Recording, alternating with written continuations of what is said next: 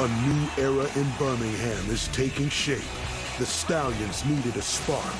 DTR lit the fuse. It's DTR to the goal line. Touchdown, Stallions. This is graduate-level quarterback play. Dorian Thompson-Robinson has infused this group with some energy. Like to celebrate this.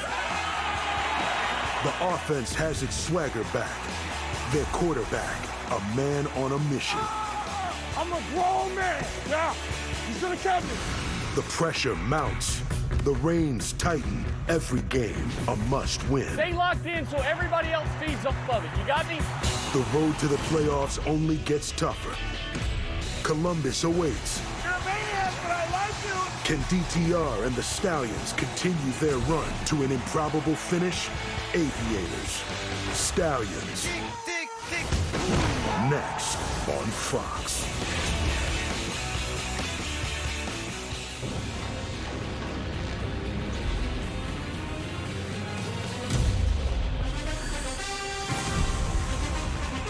On a beautiful day in Birmingham, Alabama, Week 8 of the UFL season wraps up with a critical game this afternoon as the Columbus Aviators are in town, trying to keep hope alive for their postseason life. As the Birmingham Stallions take the field, looking to continue their surge. With Joel Platt, Jenny Tapp, Dean Blandino on our Rules Center, I'm Kevin Kugler. For this Birmingham Stallions team, you see the stakes. A win keeps them even with Louisville battling for that final playoff spot. Even if Columbus loses, they're not eliminated. The road gets tougher today, and Birmingham trying to keep that surge going. And Joel Klatt, it's coincided with the play of Dorian Thompson-Robinson. He has been so good for them. Again, acquired him mid-season in a trade, and he has come in and infused this club with energy and hope. And they are playing some good football, winners of 2 straight, and right in the thick of things as it relates to the playoff race. Can't wait to watch him play today. If Columbus hopes to improve their stakes for the playoffs, it's going to start on the ground. Yeah, they've got to run it well. And every one of their wins, their 2 wins, they've run the ball over 40 times and run it very effectively. The guys that will be doing that, John Lovett and Zaquandre White. And they are not just runners between the tackles. They are good outside of the tackles, and they catch it incredibly well in the passing game. And this is something that they're going to have to get to early in this ball game. This league is continuing to deliver late in the season, and another Week 8 matchup with plenty on the line. Birmingham and Columbus kicks off next on Fox. Aviators and Stallions from Protective Stadium in Birmingham, Alabama, in a week of surprises in the UFL. Do we have more in store today? No surprise here. Dorian Thompson-Robinson is with our Jenny Tapp. DTR, it's so great to see you. Look, today about keeping those playoff hopes alive, but how do you make sure this offense gets off to a faster start today? Yeah, I mean, hydration is going to be a big one today. We got a hot one, so making sure the boys stay hydrated in and out of drives, and then, executing like we do every week. So, in so many ways, you've been the spark that this team needed. I feel it on the sideline. I feel it from you. How much fun are you having? How comfortable are you right now with this group? Yeah, I mean, I'm having a blast. I mean, I finally get to play some football, right? So, trying to take advantage of all these opportunities and make some memories with these boys. All right, good luck. Thank you. Go Stallions. Giddy up, baby. We heard Jenny talking about fast starts, and that's one thing the man on the right side of the screen talked with us about. He said, I want to see us have better success on 1st and 2nd downs. And for Ted Ginn Jr., Joel, it all comes down to the run game. Can they establish the run and establish the time of possession advantage that they've had when they've won their 2 games this year? Well, when they've won their games, they're running the ball over 40 times. You know, you think about what they can do, and it starts on the ground. Zaquandre White, John Lovett, even Toa Taua. Jalen McClendon, their quarterback, is a guy that also can run the football, but he does it mostly on scrambles. And that's something that I think he's going to have to really lock into today, because one of the reasons that this Birmingham team had lost those few games in the middle of the season is that they are not good on 3rd down and they're not good rushing the quarterback. And so there will be opportunities for Jalen McClendon to use his legs today. It'll be Columbus ball to start things off, and from the 2-yard line, a little slip before plowing forward on the return, and that stymied Jalen Moore's efforts. He's down at the 22-yard line, and here comes Jalen McClendon, not only doing it with his arm, but he does it with his legs better than any quarterback in the UFL this season. You see what he did last week against the Battlehawks. And every single week that we get to see Jalen McClendon play, he just gets a little bit better. Did not have a ton of starts coming into this year. He only had about 13 starts in his previous 7 years of football. And here he is, and he's finally got the reins as a starter. And he has taken advantage of it, yes, with his legs, but also in terms of his completion percentage. Last week, 71%. On the year, 69%. He's done a nice job. And they'll throw on first down, wants the screen to Lovett. And Lovett with a little bit of a stumble, breaking tackles. And John Lovett, good run after catch, picks up good yardage on first down. With Columbus on offense, Joel, who are your players to watch? It's those backs. John Lovett got the screen right. There's Zaquandre White. He makes a lot of people miss. In fact, he leads the UFL, forcing 16 missed tackles on the year. Watch out for those guys. And then on defense for this Birmingham team, you got Tay Crowder, you've got Kavai Tazino. These two guys are each coming into this ballgame with 53 tackles. It's tied for second in the UFL this year, and they need to be around the football a lot, in particular against this ground game. How about this formation? A little creativity from Todd Haley. We've got our tackles spread out wide either side, and the toss to Toa Taua. And Taua ends up about a yard shy of the first down. So we're seeing a little bit of different formation early for the offensive coordinator, Todd Haley. Yeah, but it produces a third and short. And that's exactly what Todd Haley wants to see. See Todd Haley, we were talking about his run game with him this week, and he said, we're just old schooling it up. And he said it with such fervor and such excitement. You know he's loving the way they're running the football. A lot of pride in being able to control the line of scrimmage, control the time of possession, and they've been able to do that, in particular in those wins. And they cash in on third down here, 3rd and 1. Looking for room. It's Zaquandre White, and there's Tay Crowder. You talked about him a moment ago, and Crowder delivers on 3rd and short. These linebackers are just so aggressive. Watch them fill right here in the middle of the line of scrimmage. Tazino, 31, he's in there. Crowder, he's able to get himself free. Nice tackle for loss, and on the first 3rd down of the game, Birmingham's defense, which came in last in the league in 3rd down defense, they get a stop right out of the gate. Brad Robbins to punt it away. So Birmingham's defense gets the stop, 4th and 5, and Columbus to punt.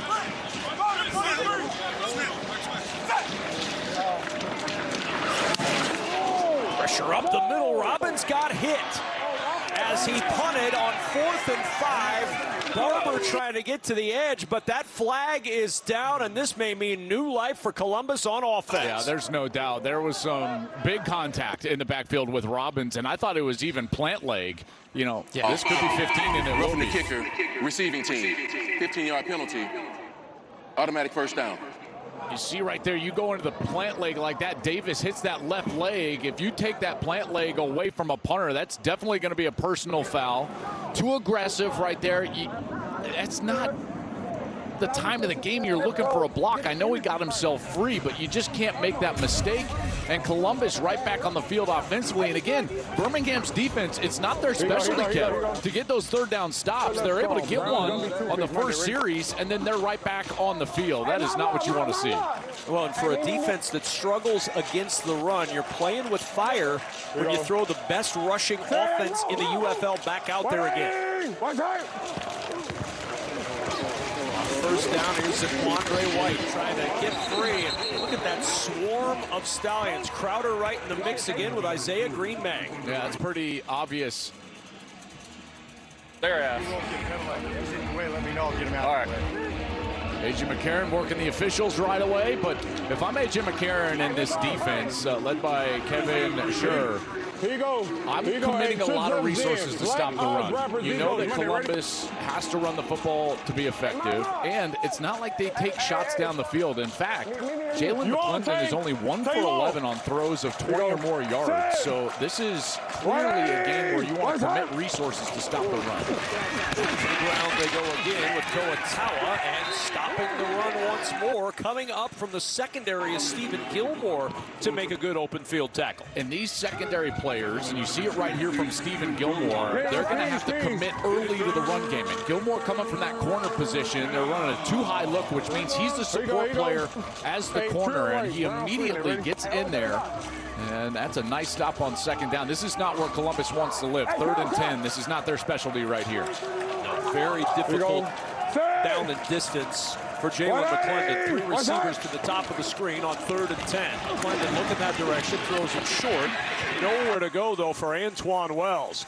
Talk about 2 good defensive series for the Birmingham Stallions. They get the stop, and now they overcome the penalty and get a stop again. Well, they were just playing to tendencies right there. Great call defensively for Birmingham. They're dropping back into a big zone coverage, eyes in the backfield on the quarterback, and allowing McClendon to throw that ball short, which he wants to do, and then rally up to make the tackle. Robbins will punt once more. Honestly, couldn't even tell because you got it out. Jabri Barber, the deep man for Birmingham. I know, yeah.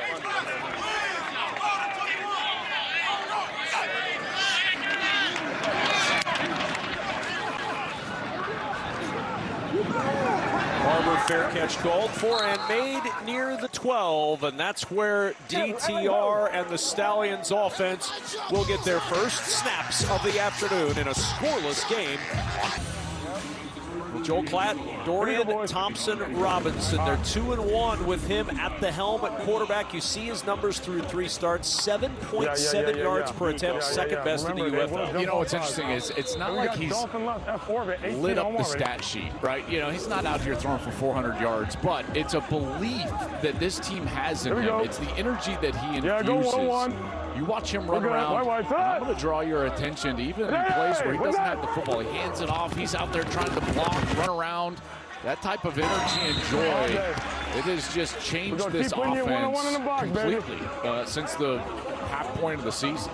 When we sat down with him earlier this week, we asked him about the evolution of his team. He said, look, meetings matter, practices matter, walkthroughs really matter. Raising the bar at practice has paid dividends for this team, and A.J. McCarron talked about the same thing. 3 weeks ago, they really changed the tenor of their practices, and DTR's been a big part of that. What's that? 2nd and 5. Pressured and on the run. DTR looking for the first down yardage, and he'll get it. As we welcome back in Jenny Taft on the sideline.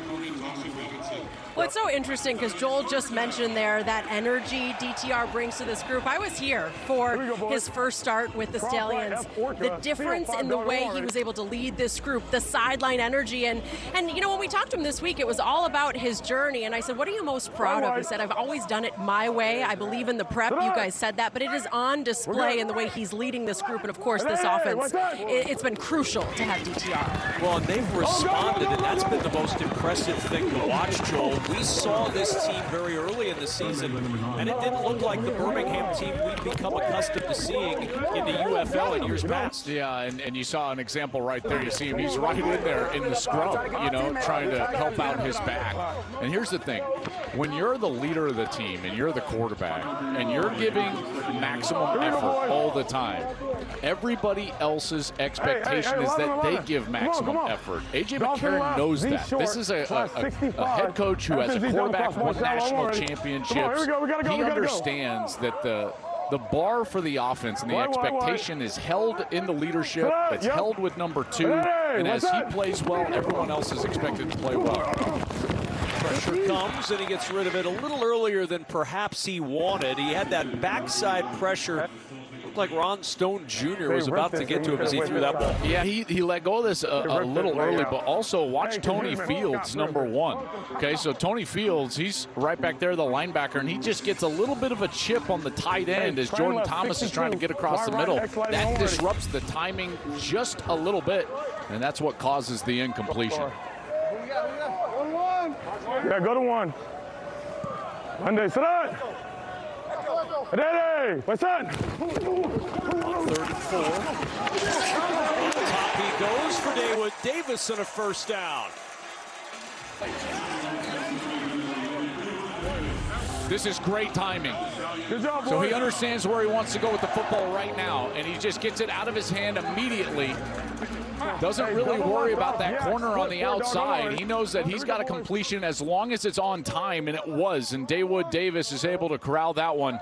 And they've got a first down. Good 3rd down conversion right there from DTR in this Stallions offense. 13-yard gain, takes it to the 43 and a first down. Looking for a little room up the middle and finding 3 yards is Snoop Connor, and it's 2nd and 7. Players to watch when Birmingham's on offense. Joel, who do you have? You know, watch for Ty Davis-Price. They're without Anthony McFarland, their best running back. He's got a hamstring issue, and so Ty Davis-Price, Snoop Connor, they're going to have to shoulder the load in the run game. And then Jaden Mickens in the slot number 12. He has been by far DTR's most comfortable and favorite target on the outside. He's got 19 catches so far with DTR through 3 weeks, and that by far leads them over those 3 games.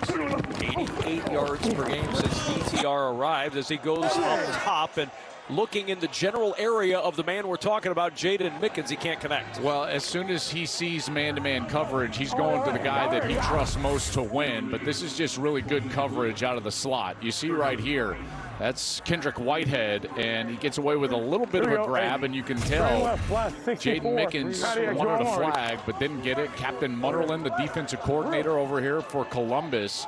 This is a group right now that is really good against the pass. Number 1 in the UFL defending the pass, but they are last against the run. So we'll see if Birmingham can get some run game going here today. 3rd and 7. Pressure up the middle. DTR just hoisting it downfield, looking for his man Mickens, and that pass is intercepted. He heaved it up with pressure in his face, and DJ Miller Jr. has his 2nd pick of the year. He had pressure right in his face. You can tell DTR trying to backpedal, and he just tries to give his receiver, Jaden Mickens, a chance at a 50-50 ball down the field, and you can tell Mickens just lost his footing. DJ Miller comes up with the pick. What a huge stop here for Columbus early. Come on. Yeah, come on. So we're going from the 40s.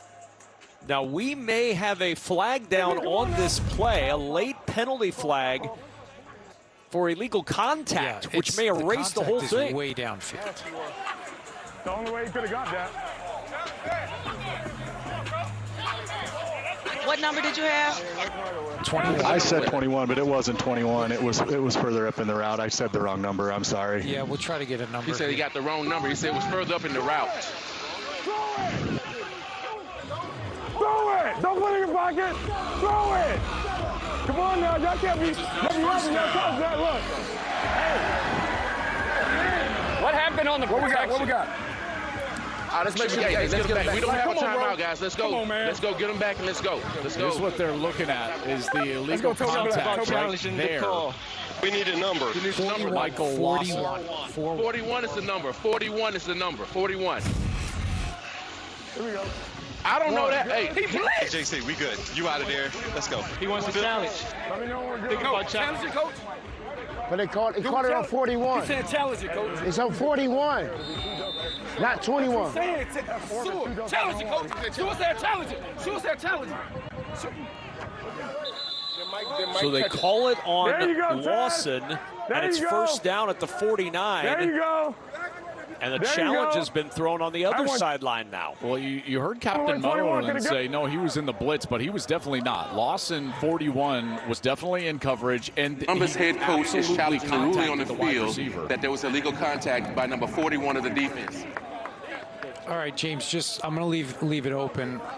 We do have contact downfield. 41 is going to extend his arms and create contact, but in order for it to be illegal contact, the quarterback has to have the ball in the pocket. So we're just going to go back to the timing of it and look at my all 22. When that contact occurs, the ball's already out, so we don't have illegal contact, James.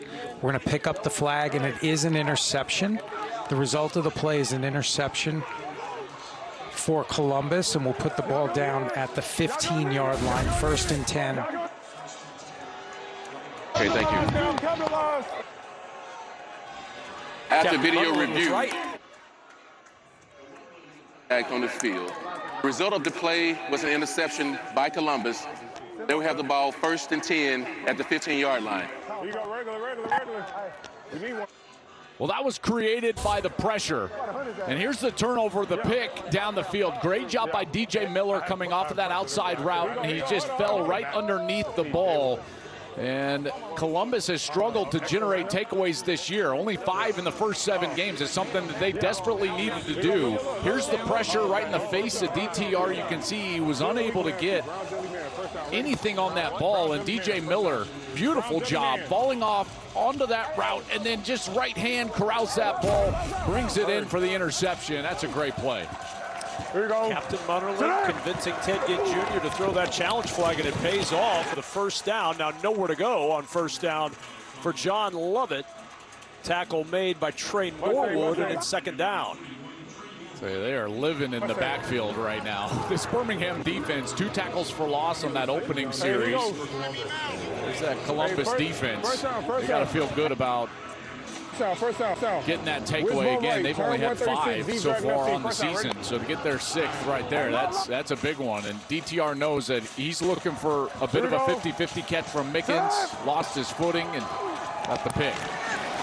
Clendon, short toss to Lovett out of the backfield. Motors close to a first down. Looks like he's a yard short, and it'll bring up 3rd and 1. They had 3rd and 1 on the previous drive, and they got stuffed in the backfield by Crowder. Big club eggs, big club eggs.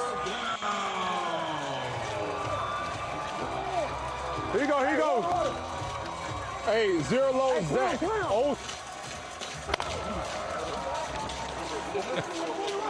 So 3rd and 1. Here you go. Set. 180. What's that? Play action. McClendon jumps it over the middle. Big man is open. It's Chris Glazer.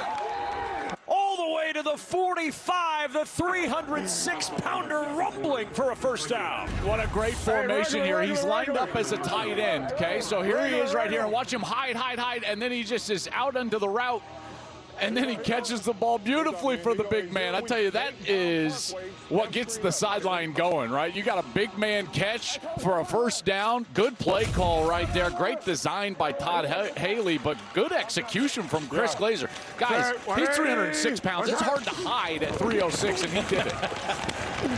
He got low. That's all you got to do. Toa cuts into Birmingham territory and a first down at the 40-yard line as we check in with Jenny. Well, gotta love that from Chris Glazer. I know you mentioned 300 pounds there. Well, I was told to be ready for that.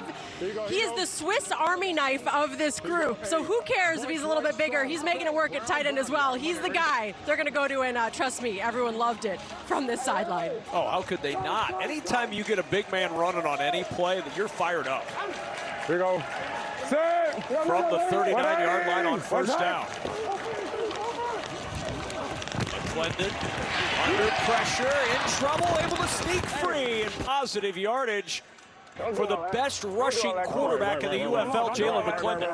Yeah, Kevin Scherer has got to be frustrated because he had Lucas Dennis in the backfield, the nickel back on a blitz, and he had McClendon dead to rights. We've got an injured player on the field for Birmingham. We're going to step aside while the training staff tends to him. Stallion, he's being tended to on the sidelines by the Birmingham athletic training staff, but Columbus on the move, a second down and 4 at the Birmingham 33. You already got a sideline. Hey, me.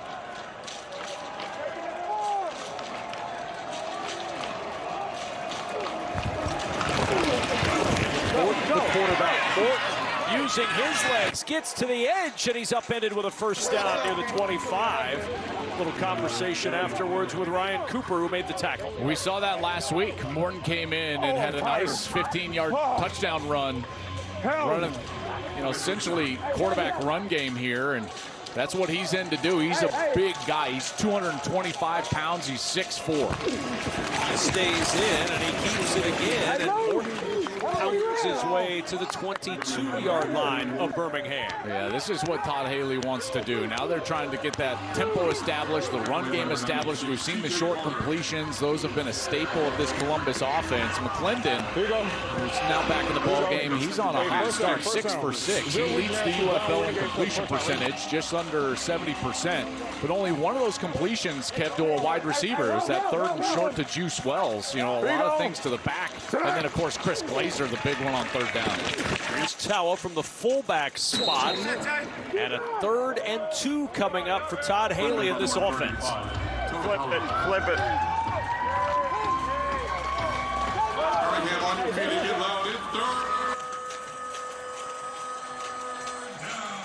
Here you go, here you go, here you go, here you go, here you go. Here you go. Hey, fake the trips up strong. Black Cowboy A target. Monday, ready? That's all. Yeah, you going on the side. Here you go. Andre White in the backfield. 180! What's that? Tay Martin in motion on 3rd and 2. And it's intercepted. He threw it right into the crowd and right into the hands of Stephen Gilmore. Taken away by Birmingham, and McClendon threw it right into his lap. Columbus on the move, and Jalen McClendon's 5th interception of the year delivered on a platter to Stephen Gilmore.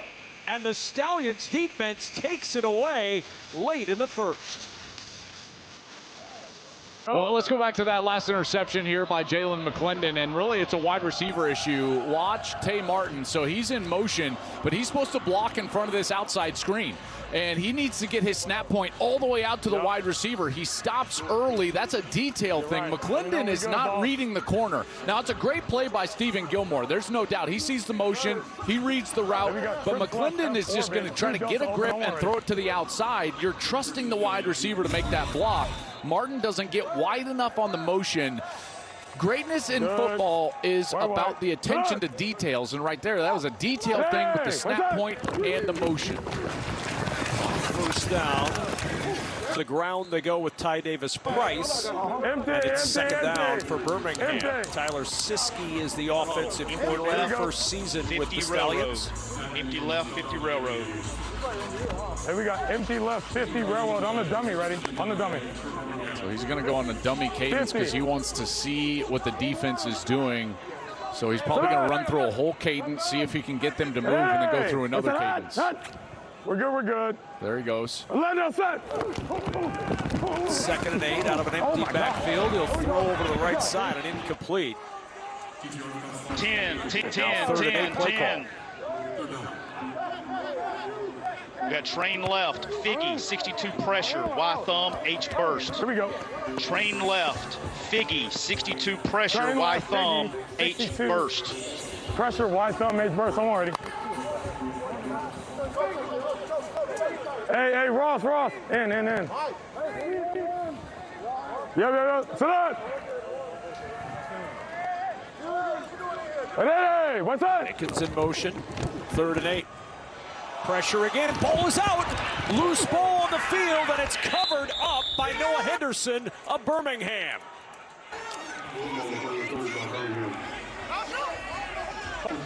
More pressure from Columbus here on a 3rd down. They are not just sitting back. Watch the pressure, and it's going to get the DTR.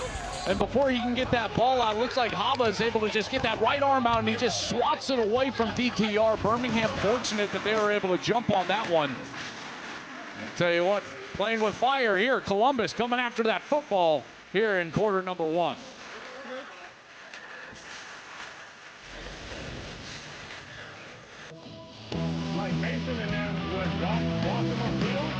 Here's the pressure for Columbus.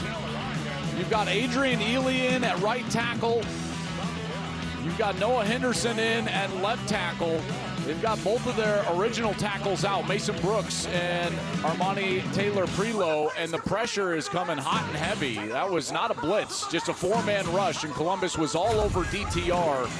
But good for Birmingham. Henderson was able to fall on that football, and they can punt it away. 4th and 27, and the 2nd quarter begins with a punt fielded at the 37-yard line and space to the edge for Antoine Wells, and this drive will start at the Birmingham 45-yard line. And that's where this C-Bus offense will get going. They call Columbus C-Bus, and the C-Bus has been rolling on the ground. They lead the UFL in rush yards per game, rushing touchdowns, yards per carry. Todd Haley says we're old schooling it up. That ground game is what's been the old school part of this. Now, they haven't gotten the run game going yet today, Joel, but make no mistake, that's what they have to do to win football games. Yeah, you just see the disparity there in the 2 wins, 43.5 rushes for almost 190 yards, and the 5 losses, unable to get the ground game going. So they've got to get that going here today. Extra offensive lineman in. That's Chris Glazer, 64, lined up at right tight end. Catch from that position earlier today. A little slip by Zaquandre White. Got his balance back and picks up 9, but the ball is out, but he's down before it comes out. Recovered by Birmingham. Ruling on the field, the runner was down by contact. There's your extra offensive lineman right there. That's Chris Glazer, so he's lined up at tight end. You're trying to create extra gaps with that 6th offensive lineman out there. You've also got a tight end on the field. Clearly down. There's the knee down. Still control of the football. Good call by the official. But trying to get that ground game. That's the old school that he's talking about there, Kev. Extra O-lineman out there trying to force this Birmingham defense to get big and defend the run. Now offset backs on 2nd and 1 with Tawa at the fullback spot. And the hand to White. And Zaquandre White on top of it at the 33-yard line with a first down. Yeah, it looks like he dropped that right at the line of scrimmage. That's always a dicey one. They're pitching it, but it's an inside pitch, not to the outside. And you can tell he gets control of that ball, and then there it gets knocked out. What a fortunate bounce for Columbus. He's able to get right back on that football, and they retain possession. Monday, here go a good strip by Olakule Fatukasi to get that ball out. Turnovers have been a huge problem for this Columbus team all year long. They're -7 in the turnover margin, last in the league, but they did get that takeaway earlier today. Big toss, McClendon digging for the sideline, and McClendon, instead of throwing it away, will just duck out of bounds, and he's going to lose 2 yards. Yeah, can't do that. You know, once you're out of the pocket, there's no reason to take the negative yardage play there. You just throw that ball up into the 18th row. Doesn't even matter. So a bit of a mistake there from McClendon. Looks like he thought he could get the edge, just couldn't get there. Second and 11. Just a couple of minutes going by in the second quarter. Black Mike, stutter, ready? Stutter, Black Mike. Remember, Columbus across the midfield stripe. There's a punt is no longer an option for the Aviators. Here goes Sam. 180. What's hard? Second and 11. Good patience in the backfield by John Lovett. There wasn't much there when he got that handoff, and he ends up picking up a yard or 2. Good block by Toa Tawa. He's lined up at fullback, and he just got enough of Trey Norwood. Trey Norwood is a really good player. He's the strong safety for this Birmingham team, number 21, and he lives in the backfield. He was a 7th-round pick by the Steelers back in 2021. He's certainly a guy you've got to account for in your run schemes because he is constantly near the line of scrimmage. Aaron Montero ran into the game, now at right guard on 3rd down and 7. McClendon looking over the middle, complete. Wells with a first down. Antoine Wells able to find the yardage needed for the first, and Columbus keeps this drive moving. Well, you got to know Columbus is going to throw this ball short. I mean, that's what they do. They live in these little routes, and this is a bit of a snag route right here. Here you go. And he's able to get into the middle. That's too much depth from the linebacker. You've got to understand where you are, and that's Johnson, number 54, gave too much depth, and that allows Juice Wells to get that catch and run for the first down. First down and 10 at the 22-yard line. No. Here goes Sid. Wipe it. 180. What's that? London on first down over the middle. Zips that one beyond the reach of Gunnar Oaks. To Zeno in coverage, and it's 2nd down. So this is more like it. So on the last play, you saw Johnson get too much depth. But watch to Zeno here. This is how you play as a linebacker, in particular when you know they want to throw it short. He gets no depth. He catches that route right away, and then that's a tough completion for the quarterback. Kevin Shore certainly going to lean on guys like Tizino, Tay Crowder. They've got to do a great job in pass defense, not getting depth, knowing that McClendon wants to throw that ball under 10 yards. 180! What's up? 2nd and 10. McClendon pressured. Isaiah Green Bay got yanked down. This play's coming back for a hold as McClendon motored for what would be first down yardage without the hold. You got to be holding on defense, right? Always hold it. 75, always hold it. 30. No, they didn't. 75, hold it. Couple of flags out. There's definitely an offensive hold. Maybe offset them. Okay. Yep, offsetting penalties. You know better than that. There were 2 fouls on the play, 1 by each team. Hold, offense, number 75. Holding, defensive end. Those fouls offset. Second down. It's offset, you said, right? Whatever. So back to 2nd and 10. Hold on.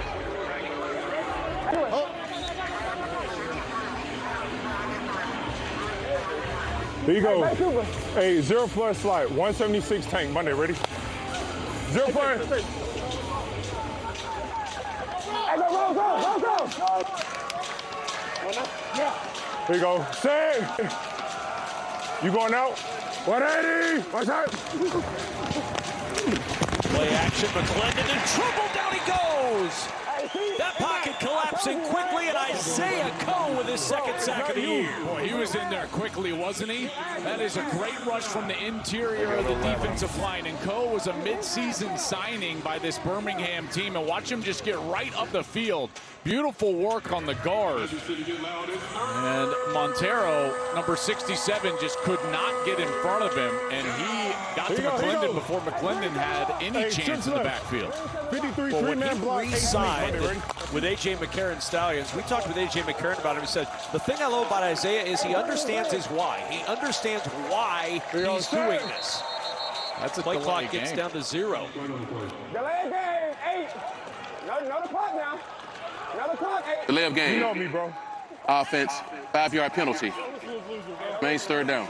Well, they can't punt, obviously, across the 50, and so you're starting to think about field goal range, and they waived their kicker, Ryan Coe, who was only 5 of 9 on the year. So they've got a new kicker, Jonah Dalmas is in. He played his college ball at Boise State, long of 56, so they're in his range. The wind is at their back, so there's Dalmas trying to get a few more yards here for his attempt. 180. What's that? 3rd and 23.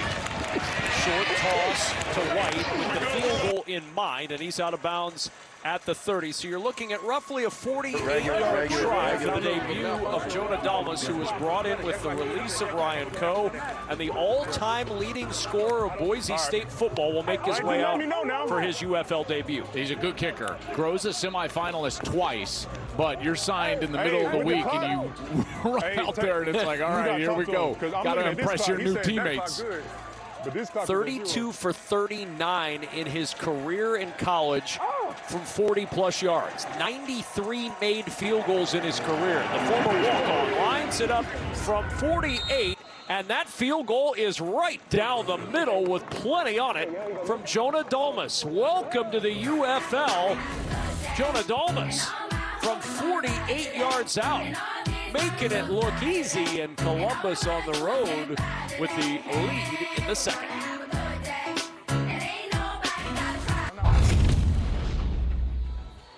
It's just the ends are bending around our tackles really fast right now because they're 2 new tackles. Like Mason, at least his big ass will just make you run the loop so I can step up a little bit. These are just...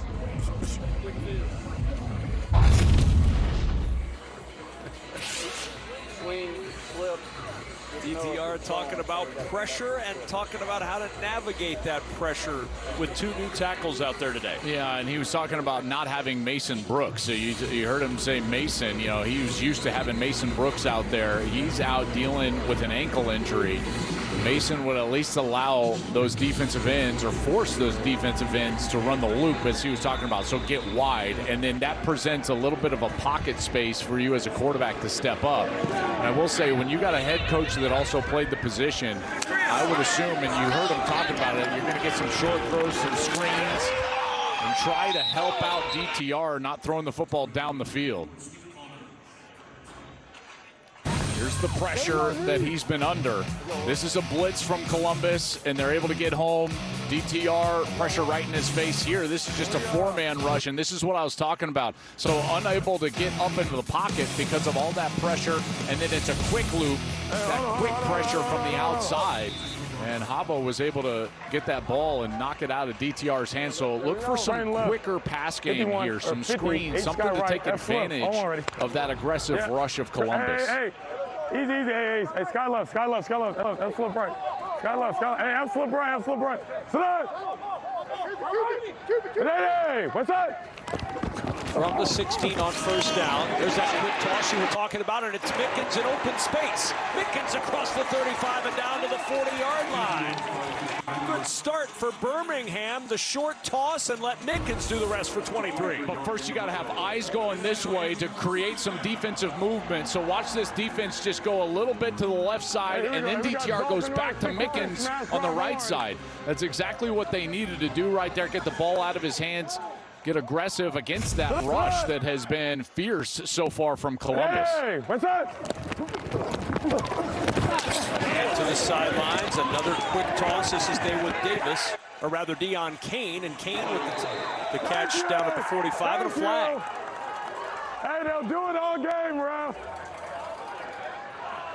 Hey, 11-11. He was throwing him way back here. 11-11. During the run, personal foul, face mask, defense, number 24, 15-yard penalty from the end of the run, first down. Elisha Blades with the face mask on. Deon Kane. Boys. This is where we get him right here. Another quick pass, Kev, getting the ball out of your quarterback's hands. Hey, jingle right, Z orbit, arc, 5 dog, I'm already.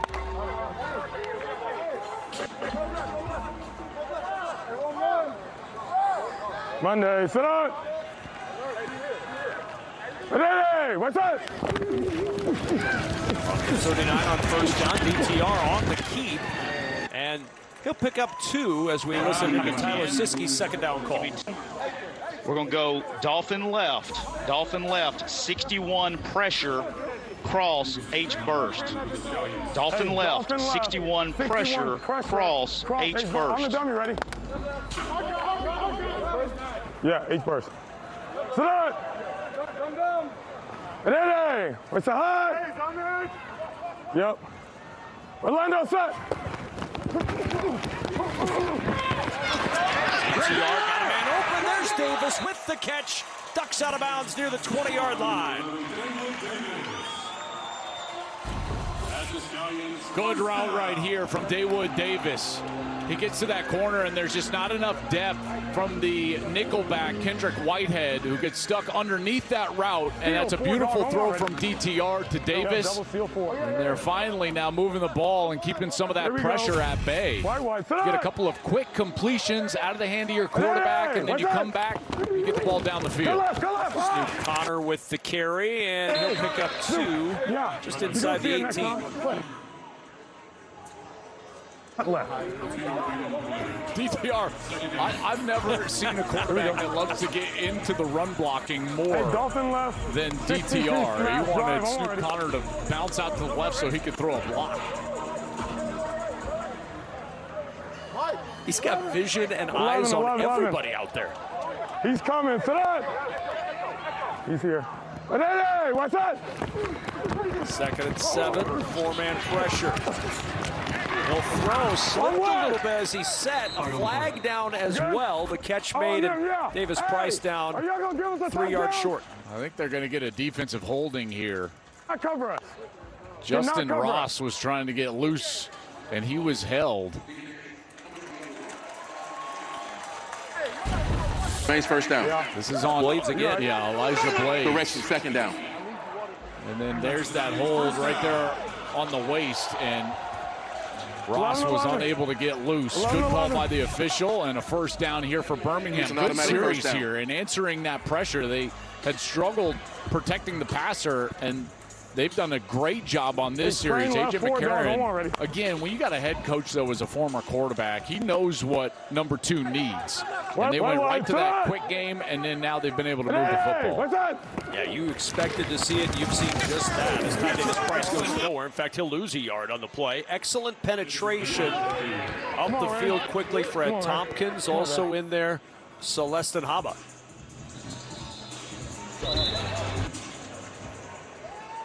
We're here on the side. Ain't no way. Come on. There's an injured player, so a timeout on second down and 11. Andrew Rain being tended to for the Stallions as Captain Munnerlyn trying to get the defense rallied. The Stallions trailing 3-0. 5:50 remaining in this second quarter. Play number 7 of this drive coming up, equally balanced between run and pass. But Rain off the field now. And so that changes things up. New center on the field in Noah Johnson. Yeah, and you always got to be aware of that center quarterback exchange. What's that? Second and 11. Quick toss and nowhere to go for Jordan Thomas. So now third and long for Birmingham. Top two, yeah. Hey, come on, get up. Hey, he's falling off late.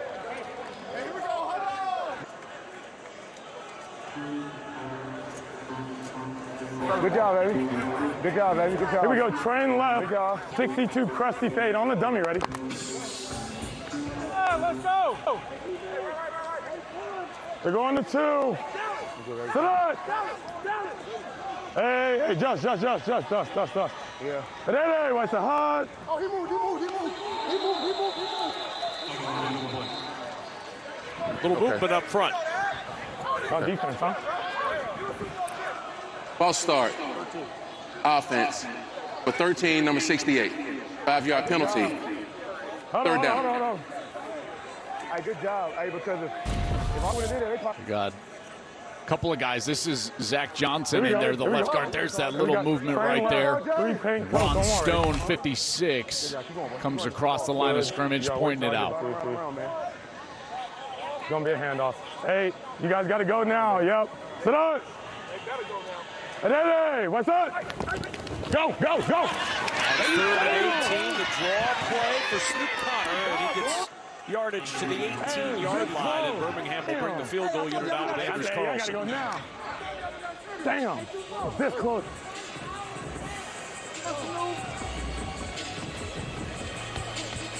Oh my God, would have had 13 running one ass like, come on guys, you can't jump off sides there.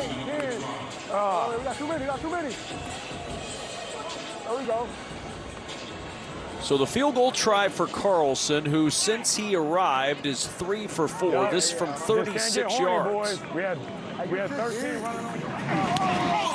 And the 36-yard try is fading left, and it's no good. And Birmingham cannot cash in, and the head coach not happy. Such a promising drive stalls, and Carlson cannot connect on a 36-yarder. Still 3-0 Columbus in Birmingham.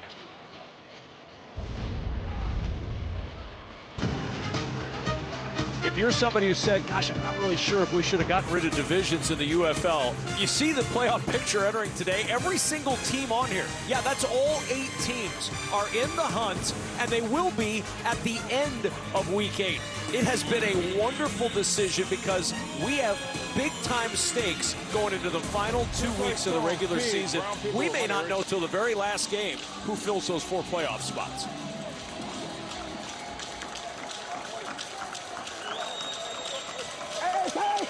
First down and 10 from the 26 after the missed field goal. Columbus with the lead and the ball. And the pitch to Toa. And Tawa to the 29, a pickup of 3 as we check in with Jenny Taft.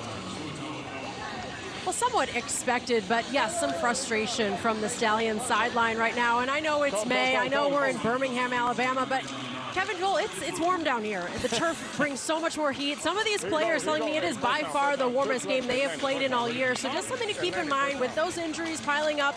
It is hot. We're hanging in there, and they're trying to find some kind of spark here. 85 degrees, humidity well above 50%. In other words, May in Birmingham, not comfortable. 2nd and 7. The quick toss to Lovett. He's a yard short of the first down. So another 3rd and 1, Joel, for Columbus.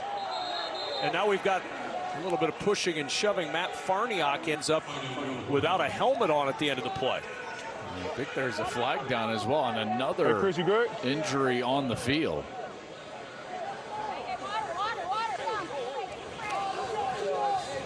Hey, Ryan. Hey, Z.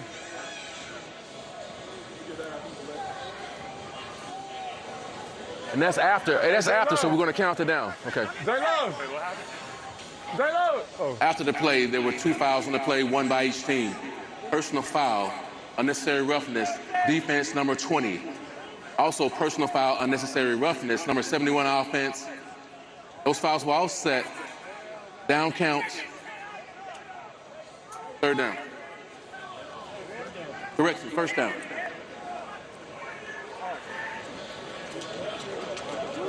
It's Chris Glazer who caught the pass earlier that they're tending to on the field. Yeah, and as Jenny told us earlier, the Swiss Army knife for this group, you know, one of the most valuable offensive linemen. Here's Glazer, 64 right there. And he just gets tripped up right there, goes down hard on that left side. Right on that left shoulder. Feet getting taken out from under him. Again, he's 306 pounds, so going down with all of that weight, and then the extracurricular at the end. Down count, so it's just short of the 1st down. 3rd and 1 here. Again, Birmingham has struggled on 3rd down this year, guys. They're last in the league getting off the field. They've done it a couple of times so far today. Can they get another stop? Columbus just 2 for 6 on 3rd down in this first half. This is their 3rd and 1. McClendon to throw on 3rd and 1. It's complete. It's a 1st down. It's Wells, and Wells down to the 41-yard line. A pickup of 6, and that'll move the chains. And again, it's the short completion. You know, we see this time and time again from this Columbus team. Just an easy little hook route, and there's just too much space right there. Trey Norwood, 21, he's trying to come up and defend that route. But on short yardage, you've got to be up right in the face of those wide receivers to get a free release. And it's Wells with a catch and a 1st down for Columbus. No scramble. 0 half flank. 0 half flank. Black Blaney, F throwback. Money, ready? Come on. Trying to get one more play off perhaps before the 2-minute warning. Going to be tough. They don't have to snap it, and they will not. 2-minute warning has arrived in Birmingham. A defensive battle on a hot, steamy afternoon in Alabama. Bro, it'd be like 50 people. Columbus looking for a win on the road, up 3-0. Coming up on the Progressive Halftime Show, a Dorian Thompson-Robinson feature. We look around the UFL. What a weekend it has been in this league. And, of course, first half stats and analysis coming up on the Progressive Halftime Show. Monday, ready? It's down at 10, 2 minutes to play in the first half. Columbus looking to add points before halftime. Joel Klatt, Jenny tapped on the sideline. Dean Blandino in our Rules Center. I'm Kevin Kugler. 1st down and 10. McClendon in trouble. Down he goes. He tried to slam on the brakes, and he looked up, and right in his face was Kobe Jones. Kobe Jones is just a tremendous rush, and you're trying to block that defensive end with a tight end. That is not going to work out well for you as an offense. And Gunnar Oaks, number 84, just gets run by. McClendon is trying to get a little half roll. He's barely at the back of his drop back. And there's the rush from Kobe Jones. Monday. Now 2nd down and 20. Back at the 31. 180. Clinton skips that one in front of his intended target, Jalen Moore. And now 3rd and 20, the clock stops with 1:16 to go, and all of a sudden Birmingham's thinking about putting points on the board before halftime. Yeah, big incompletion there because that saves a timeout for Birmingham. If you complete that short in this long yardage situation, Birmingham probably takes the timeout to save the possession. Now remember, this Columbus team, they took the kick to begin the game, and so Birmingham trying to get this ball back, trying to go down and get a score before half, and then get the ball to start the 3rd quarter. Yo, save! 180! What's up? Got the snap off and the handoff to Zaquandre White. And White stacked up at the 36-yard line, and Birmingham will use their first timeout to stop it with 1:11 to play until halftime. Yeah, that's exactly what they needed. The pressure from Kobe Jones. You get an incompletion and a stop, get a timeout. Now they'll have 2 timeouts. They'll have just over a minute after this punt. It's a good defensive series there for Birmingham. Really good rush from Kobe Jones. That's what set up the entire set of downs there.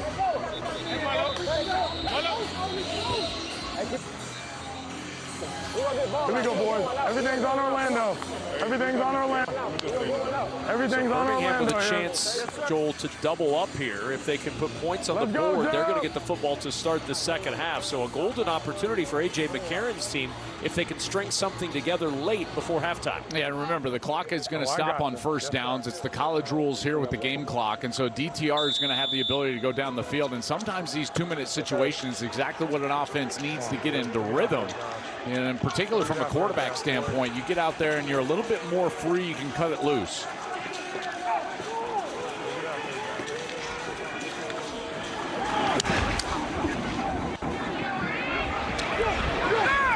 Barber over the shoulder catch with the fair catch at the 10-yard line. They'll spot him at the 11. So a long field ahead for DTR with 2 timeouts and 63 seconds. 3-0 Columbus, 1:03 to play second quarter, and Jenny Taft, a little weather update on the field. Jenny? Well, Kevin, you mentioned 85 degrees, and I was like, there is no way. I'm a lot tougher than that, so don't worry, I found this thing. 140. 140, this is no joke, on the turf. 140, okay, guys? 142. Oh, we're moving a little bit. Just trust me, it's hot down here. The players are feeling it. It's going to be a good thing to get to the half. I mean, I will say, when you showed us that, Jenny, it only said 127.6. So I mean, that seems like nothing. No, that seems like nothing here. 142. All right, okay, I see. This is hard-hitting journalism. That's it. It is. This is good stuff right here. I'm keeping you guys posted. If you lay down on the turf, it's 142 degrees. My goodness. Look at these guys came prepared. Yeah, they did. Cross right, split 4 dog. Jenny's a trooper, though. Trust me, we've done a couple of games in September in Austin, Texas, that they were right up there in the 140, 150 on the turf. So Jenny's made for this. No, there's no question. We would choose no one else to be on the field on a 142-degree turf day today. Birmingham content to just get into the locker room after that punt, and now we've got a whistle and a stoppage before a 3rd and 5. Well, yeah, if you're Columbus, force them to punt. You never know what could happen here. Obviously, they're going to be punting into the wind. Maybe you can get a block. So a nice timeout there, looks like, from Ted Ginn. First charge time of the half, Columbus, 30 seconds. Try to get a stop here and at least force them to punt. Please put 14 seconds back on the clock. 14 seconds on the clock. Thank you. Whoever said that live. Hey, let's go, Steve! Keeping it light on comms today for Columbus. 3rd and 5 coming up. Five dog, come under center. Protect yourself, please. Protect yourself, fellas. Everybody Dot left, 5 dog. preparing for the heat. Here we go. Oh, where you going? Yeah, go to 1. Set. Ready. What's up? On 3rd and 5, and nowhere to go up the middle. And Columbus will use a second timeout and at least force the punt.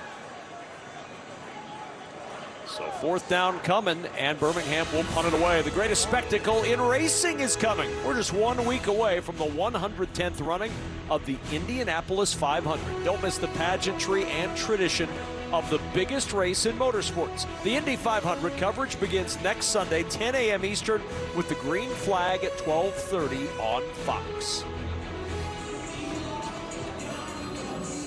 Put 2 seconds back on the clock, 11 seconds until halftime.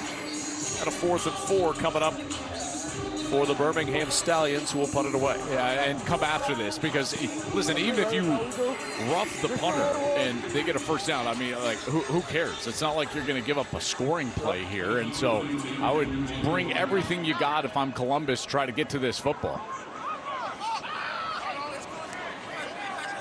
Wells is the only man back. 10 men up on the line of scrimmage, coming after this punt from the special teams player of the week in the UFL, Colby Wadman. Here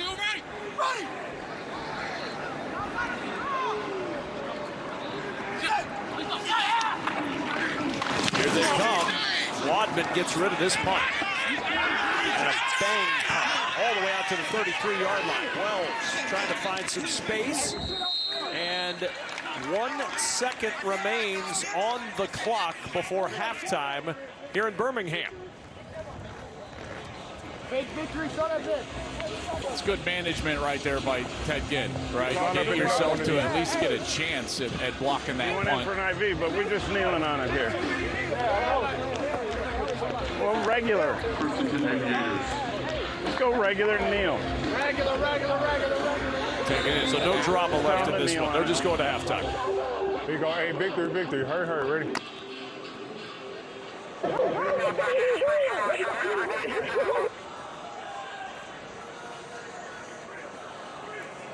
Hey, get on the line. Here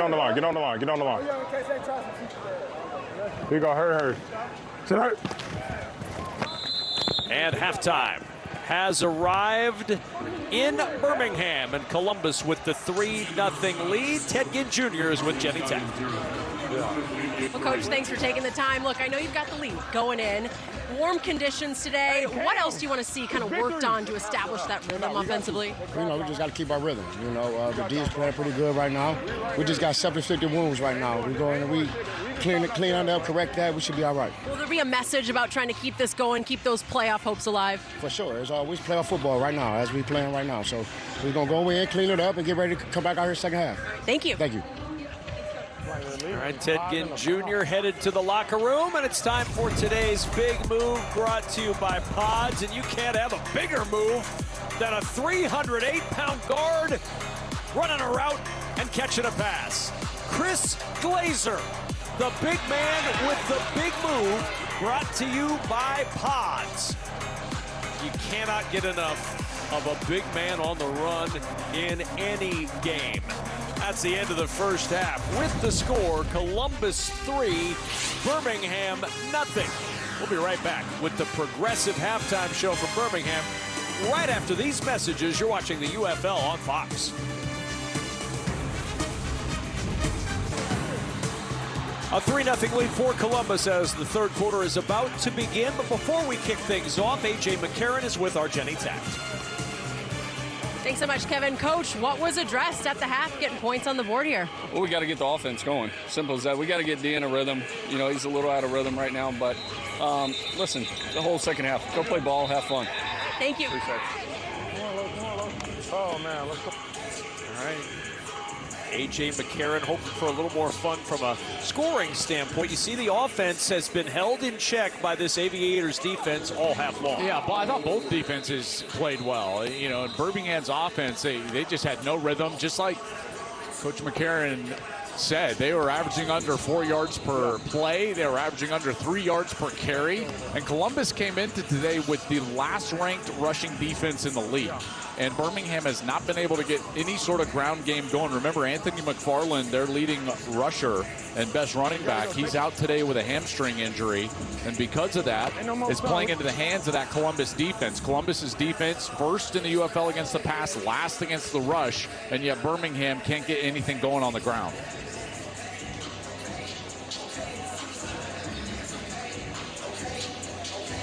Birmingham will have the football to start off this second half as Jonah Dalmas gets ready to kick off for Columbus. Kev, remember that Birmingham offensive line, they've been dealing with some injuries.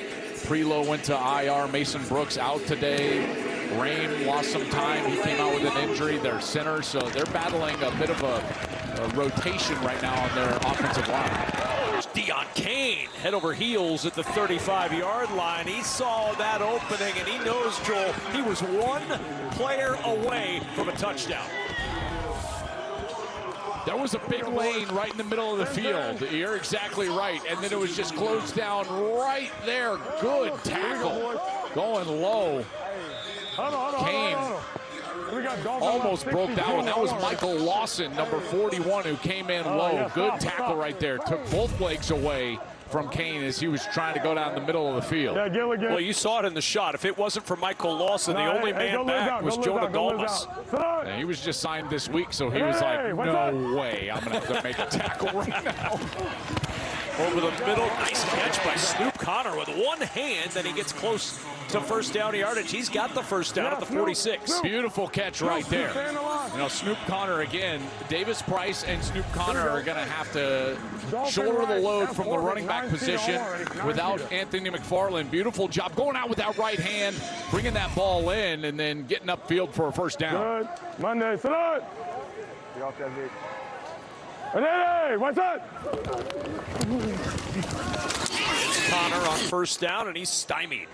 A loss of one on the play. Downhill. Man, they just cannot get that run game going at all. And credit Columbus's defense. You know, this front seven has been very good, but you see Ty Davis-Price only 5 carries, 13 yards. Jaden Mickens only 1 catch. They need to get the ball to Deon Kane.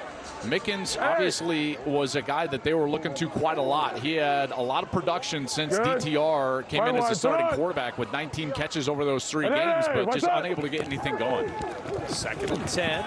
DTR down the sideline. That jump ball incomplete. He wanted Dawood Davis, and Nehemiah Shelton out there kind of cut off the route, and it's 3rd down. Yeah, this is what A.J. McCarron was talking about, just not being in a rhythm, because this ball should have been completed. Davis has a win right here at the corner, but that ball was thrown to his inside shoulder. If it's thrown to the outside, you know, it doesn't matter if there's pressure or anything, and he didn't really have anything in his face. If that ball is to the outside shoulder, that's going to be a completion and a first down. So a miss right there from Dorian Thompson-Robinson. As you see these defensive leaders for Columbus, they've done a nice job on this side of the ball. Well, as A.J. McCarron told Jenny, just trying to get Dorian Thompson-Robinson back in rhythm. He was kind of out of sync in that first half. Hey, what's up? 3rd down and 10. There you go. Pressure again, and down he goes. He has been under constant siege as Jacoby Windman, who was just signed this week, gets his first sack. So Adrian Ely, number 73, comes in. He's trying to fill the shoes of Mason Brooks. He's going to be your right tackle, and we've seen this pressure now several times from that side. Just no chance for Dorian Thompson-Robinson. Ely cannot handle that right side, and now backed way up and have to punt it away. Wadman to boot it. Pressure comes, and he just got rid of it. I don't know how he got that ball out between 3 Aviators. Gets a wonderful roll, and this punt will roll down inside the 5. All the way down to the 4, from nearly getting blocked to rolling dead at the 4-yard line. How in the world did that not get blocked? They jumped right over it. 62-yard punt. Colby Wadman right now, the MVP for the Stallions, getting that punt away. My goodness.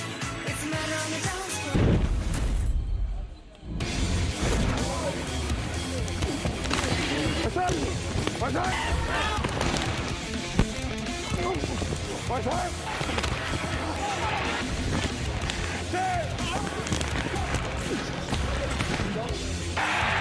Oh, come on. That was today's game flow, brought to you by Progressive. 3-0 Columbus with the lead. Jenny Taft is with a special guest, Trent Richardson. How about about that special guest? Someone who is very recognizable around Alabama. What is it like to be back here, to be rooting on the Stallions? And I know you played here, but you're a famous guy around these parts. Oh man, it's nothing but goodness and greatness, to be back here in Alabama and rooting on my brother AJ, man, and his team and stuff. And so it's an honor. It's an honor and it's a blessing to be accepted by everybody, and just to have fun and see the guys play football and stuff. I know that you and AJ have a podcast. You're busy now. Tell me what else you're up to and how you're still staying involved in the game.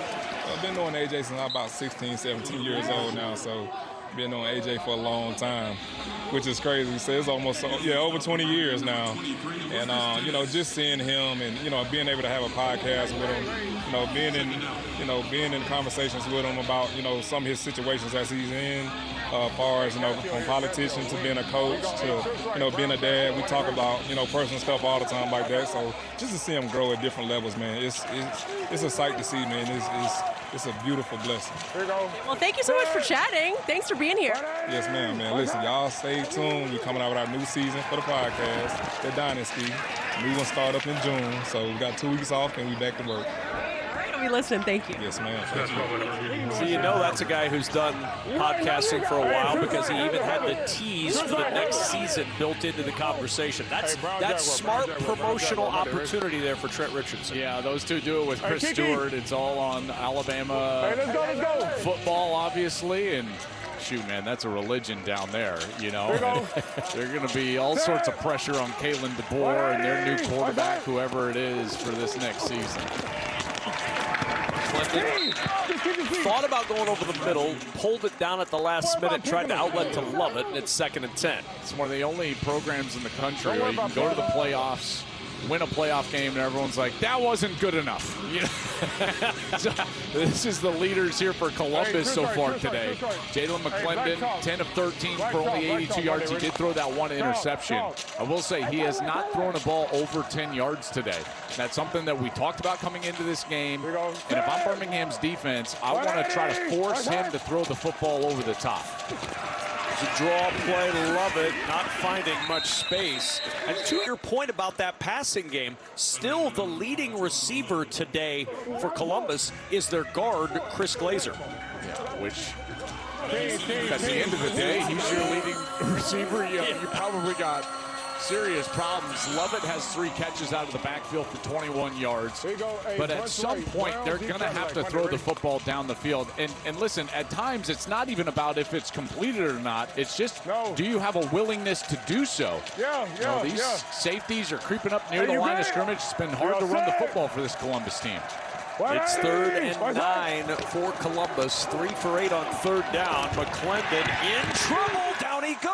Twisted to the turf once more. Fatukasi with his 2nd sack of the season.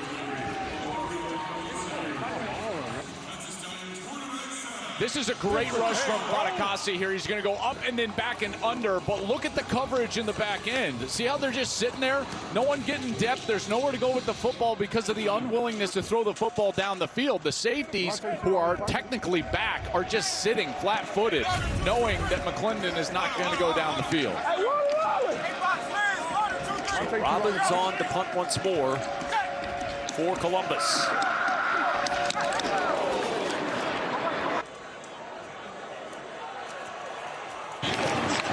45 and no further goes Jabri Barber.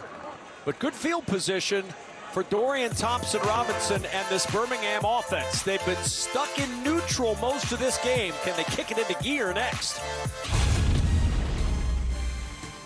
Bro, whoever is the first 3, because I don't have time.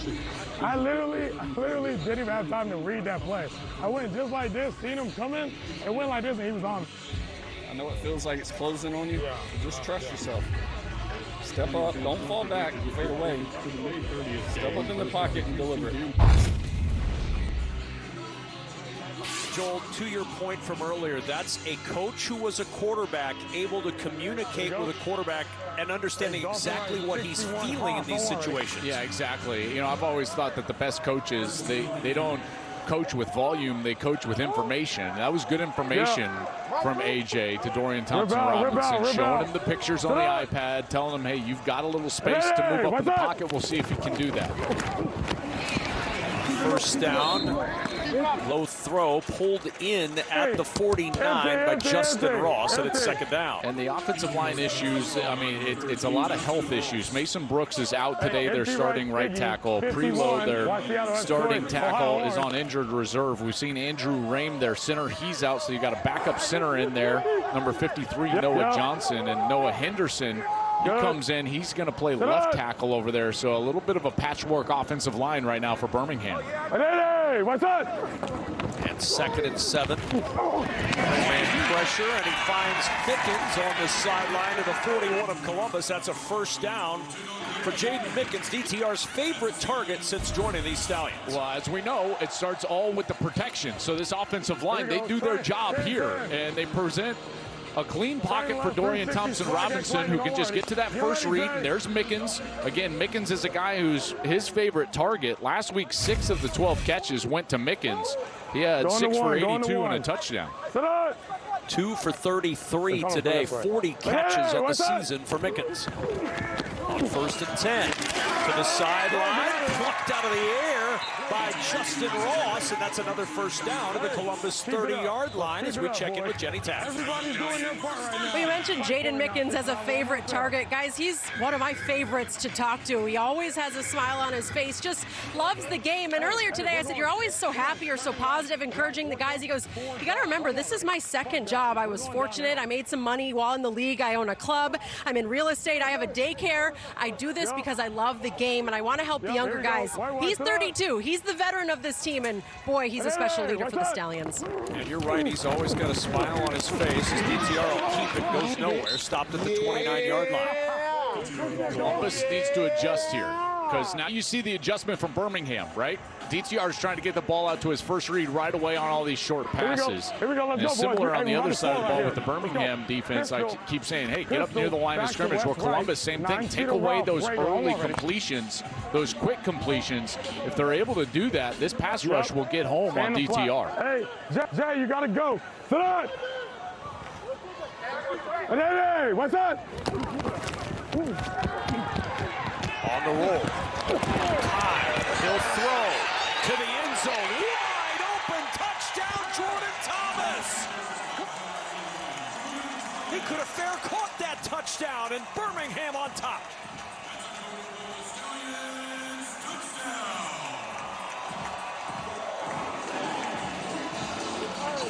I love this play design, because they're going to sneak Thomas from this right side. So he's lined up as the tight end right here, and then he's just going to sneak through as Thompson rolls out to the right, and then the defense just loses him right there. He's trying to get that almost a screen back to the left side, and Jordan Thomas is wide open, and you're right. He could have fair caught that one, and he's got some time to throw, almost 4.5 seconds, and they're able to get the ball down the field for a touchdown on the missed assignment in that defensive secondary. So it's Anders Carlson on the try for point. And the kick makes it 7-3 Birmingham. They've been trying to find the recipe. Dorian Thompson-Robinson finally tracked down that cookbook and got it to Jordan Thomas. 3rd touchdown catch of the year for the tight end for the Stallions. You know DTR is fired up, a smile on his face as the Stallions have the lead and the Aviators trying to figure out where's the answer. Dorian Thompson-Robinson finding space, finding time, finding Jordan Thomas, and a touchdown, giving Birmingham a 7-3 lead in this 3rd quarter. First time they've been on top all day, and let Columbus know about it. Not afraid to get into a conversation, and he's been such a difference, Joel Clapp, for the Stallions team since coming over from Orlando. Yeah, they did not have much going offensively before he got here. 2-1 now with DTR. Average points per game up 7 points. And he infuses them with that energy and that life on offense. Although I will say, they have been slow starting. Even last week in their ball game against Dallas, they only had 7 points in the first 3 quarters of that game, only 7 here through 2.5 quarters, but finally starting to heat up after that last touchdown. Jalen Moore across the 30, and out comes the Columbus offense. A little pushing and shoving after the play, as Tompkins will head back to the Columbus sideline. Let's go and check in with Jenny Taft. All right, Dorian, I know you're dialed into what's happening on the field, but just in terms of getting that touchdown and the buildup, I know there was some frustration in the first half, but what went into the execution? Yeah, I think, obviously they've done a great job defensively over there. Give those guys credit with Cap and what he's doing with those guys schematic-wise.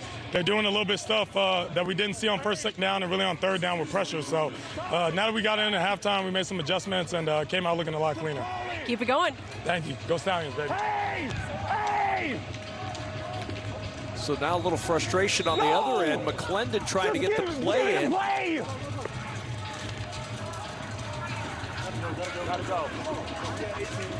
Here you go. Hey, half right. Brown coming Utah Monday. Ready? Come on, come on, come on. Not the way you want to start a drive here. Here you go. Tape. 180. One time. Andre White picks up 2. It'll bring up second down. They just cannot get that run game going, can they? And they have to. That's the thing. They don't have a down-the-field passing attack. Again, McClendon has not even thrown a ball over 10 yards, and if they can't run the football, they don't win games. In their 5 losses, they have not been able to run the football very well. In their 2 wins, they've been able to dominate in the line of scrimmage. And Birmingham, this defensive front 7, led by Kavai Tazzino and Tay Crowder, they've just held them in check. Second down on the ground again, swallowed up in the backfield. Waiting for a hole to open that never did. Zaquandre White ran right into the arms of Deontay Johnson, and it's 3rd and long. Yeah, Deontay Johnson has been really good here today, but you see all these Stallions up near the line of scrimmage, and it's just a total whiff. The guard and Toa, 35, the fullback, just completely whiff on the linebacker, and there's Deontay Johnson, and he's the beneficiary. He's in the backfield for another stop. 18 rushes, 42 yards. That's 2.3 yards per carry for Columbus. Quite simply, they've got to have better production on the ground to win games. 3rd and 11. McClendon jumped on as he throws that football incomplete. That was Fatukasi, who had designs on his 2nd sack, and he almost climbed up McClendon. This Birmingham defense came into this ball game last in the league with only 11 sacks in the first 7 games. And how about that? He just jumps right into his face. They've already gotten 4 sacks today. Another pressure there on 3rd down. But again, it's because of these long yardage situations. Columbus is not built to throw the ball down the field, and Birmingham's pass rush, they've taken advantage.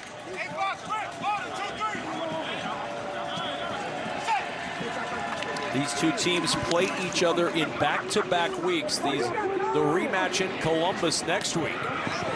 From the 15-yard line, Armour trying to find some space, and is down at the 25, where Birmingham will start 1st down and 10.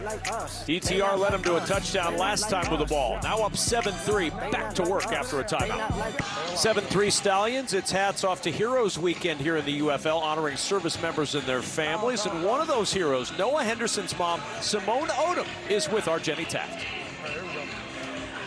Simone, it is so nice to meet you. I'm so impressed by watching you cheer on your son all day. Now, I got to give you some love. You recently retired from the Navy. 25 years, 4 months, 3 days? Yeah. Tell me about your service. Truly, thank you for what you do. It was an honor and a privilege to give 25 years of service to the world's greatest Navy. So rewarding. I was glad that I was able to give back to my country. We're lucky to have women like you serving for us and moms like you.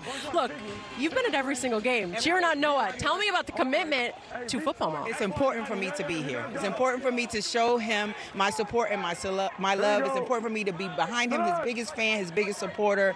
I'm going to do it. Wherever he's at is where I'm going to be. What makes the UFL so special in watching this part of his football journey? This is our transition. We're going to the NFL, all right? This is just a stepping stone for us. We're enjoying it. We are loving it, but we're headed to the NFL. Simone, I'm inspired by you. Thank you again for your service. Thanks for being here. Pleasure. Thank you for having me. Yeah. All right, let's go, Noah. How great is Simone Odom? Outstanding. 25 years plus of service in the United States Navy as an officer. Great energy. And got to have somebody like that backing you all the way, and Noah Henderson's got good support. I think Jenny just found a new best friend. I think so too. DTR in some trouble, off balance. He'll just throw this one away. DTR tried to float over to the left side, right behind his left tackle, Noah Henderson, who does a nice job here. He's locking up that left side. Haba, who we've seen get pressure on the other side, can't get anywhere near the quarterback there as DTR is able to throw that one away. Noah Henderson spent a little time in Bills camp in 2023. He's been in the UFL 3 years now. Been with Arlington, been with Memphis. Now obviously with Birmingham. 3rd down and 10. Here comes pressure. DTR to the sideline, incomplete. He was trying to connect with Jabri Barber, and it's 4th down. Columbus gets the 3 and out, and pressure again on the Stallions quarterback. Yeah, and they've just been over here. You know, Ely has just been getting run by on this right side, and Henderson gives up a pressure over there on the left side as well. And that's what DTR has been lamenting on the sideline all day long, is that pressure. He can't get to the second read. He can't attack that defense the way that he wants to because of the quick pressure by this front 7 of the Columbus Aviators. Wadman to punt. He's up. Winston is the deep man.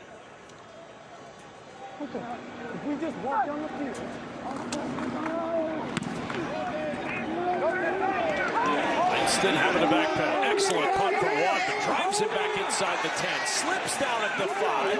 Winston able to get back up and make something positive as he stopped shy of the 20-yard line, and a timeout in Birmingham. 2:40 to play in the 3rd quarter. Stallions with a 7-3 lead. Wadman, the special teams player of the week, getting it done again for Birmingham. Well, this Birmingham defense, they've gotten the pressure on Jalen McClendon. Right up the gut, Isaiah Coe with a sack. Here, just pressure from everywhere as McClendon is trying to get that little half roll. And then a beautiful job by Fatakoski. And he's in there for a sack. And Kevin Schurer has done a really nice job with this defense over the last couple of weeks. They gave up 45 points to DC April 24th. Since then, a couple of games, giving up only 17 in each. That's a big reason why they've gotten their last 2 wins, is the improvement on the defensive side of the ball. And we're seeing that again here today. 180! What's that?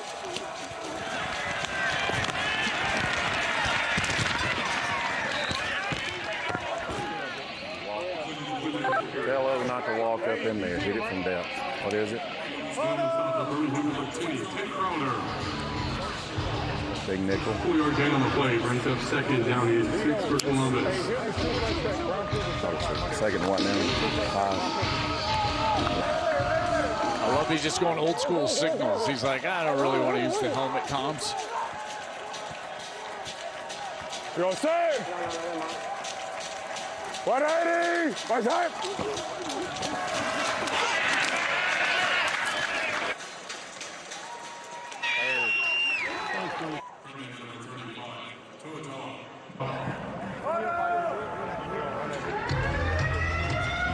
Go right here.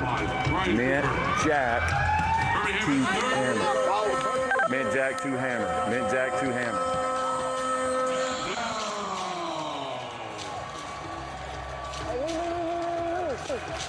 Here you go. They going to cover 2. Here you go. Set. 180. What's that?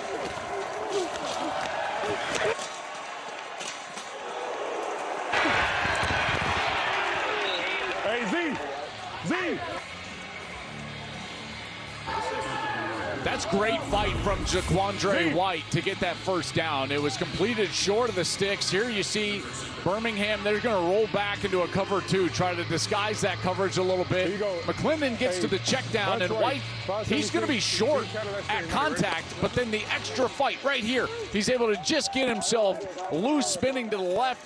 Kevin Schurer, once that stop, doesn't get it, and Columbus converts.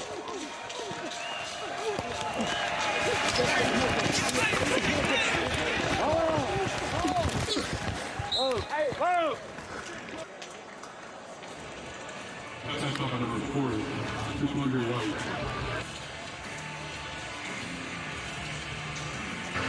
But again, just nothing down the field. Everything is short. Jaquandre White, love it out of the backfield. That's all they're getting right now out of the passing game. Here you go.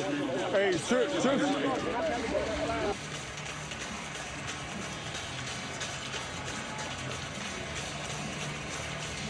No. I think they're going to let this one just go to the quarter, and they will, trying to figure out this Birmingham defense. Well, this Columbus offense is going to have to make an adjustment here in the fourth quarter. Down 7-3. DTR finally got in the end zone. Birmingham has the lead. We'll see if they can hold on here in the fourth at home on a hot day in Birmingham.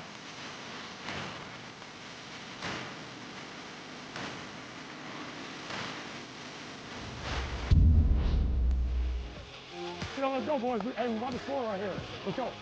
So they dialed up that little trick play, and they found it, and they did a great job here with Jordan Thomas. You can see right here Tony Fields, the linebacker for Columbus. He's trying to pass off that tight end route. He's pointing at it. No one got the communication, though, and it was a touchdown, and DTR let him know. Take those 2 plays out and we'll move the ball. That's where we stand, Kev. 7-3. Birmingham has the lead here in the fourth quarter. They were able to come back last week at home against Dallas. Never held the lead until overtime. And here, after being down at half 3-0, they got that touchdown, and now this defense goes back to work. This defense for Birmingham, they have been outstanding. Columbus only 127 yards total offense, 3 yards per play. This Stallions defense has been terrific. So a 7-3 lead for Birmingham and a 2nd and 7 as we start this fourth quarter. It's a pass. It's a fucking pass. Here you go. Set. 180. One time. Lubbock, the running back, he gets the carry and still trying to find something on the ground. There just has not been anything there today for Columbus. I thought you had a cut back These defensive tackles, Isaiah Coe, Jaden Peavy, they've been really good in the interior. You took a look at the Aviators offense. I've been talking about this all day. You know, they just don't get the ball down the field. The last play that they've had that was 10 or more yards was with 4:15 left in the first quarter. You know, one of those was to their offensive lineman, Chris Glazer. You know, at some point, you've got to just throw the ball down the field. Third down and 5. Bring a little pressure, it's picked up. The quick toss to Kiki Chisholm, and Chisholm with a first down. Still fighting for yardage across the 45 and down to the 47-yard line. There's a 10-plus yard play, 14 on that one. Yeah, they needed it badly, and again, too much cushion on the outside here from the corner. And Ryan Cooper needs to come up and defend that a lot more closely because, again, there's no threat down the field. And you got to understand what the down and distance is in the situation and understand that Columbus is going to throw that ball short. They do complete it, and a nice run after the catch for the conversion. Yeah. Come on. You go, set. 180. One time. From the 47 on first down, and the handoff is to Lovett, and Lovett going nowhere. He is driven back by Fatakasi, who's played a whale of a game today for Birmingham. You know, these tackles have kept all the double teams at bay, and that's what has allowed Fatakasi, Crowder, Tizino, Deontay Johnson, all these linebackers that have gotten in for Birmingham so far today. They've been able to roam free and make these tackles, and they've done a heck of a job. And I think it starts up front with those tackles on the interior. 180. That's Martin in motion on 2nd down and 10. McClendon to the sideline, and he finds Wells diving to make the play at the 47. But remember, that play takes him across midfield, so the punt's now out of the equation for Columbus. Clemson's going to jog off the field here. They'll go with Jalen Morton, the quarterback. Remember, he's 6'4", 225 pounds. When he's in the game, it's generally quarterback run, that read game in the backfield, and he's very good at it. He's thrown one pass all year. It was incomplete. What did Bronco look like? And a flip forward to the motion tight end, Gunnar Oaks, and it goes nowhere. He'll lose a yard. And as you said, gonna have to go for it here. Trying to get a little misdirection, and they can't get it to Gunnar Oaks. Where does Todd Haley go now? Check that. Detroit. Throw the Springer Boss Robert.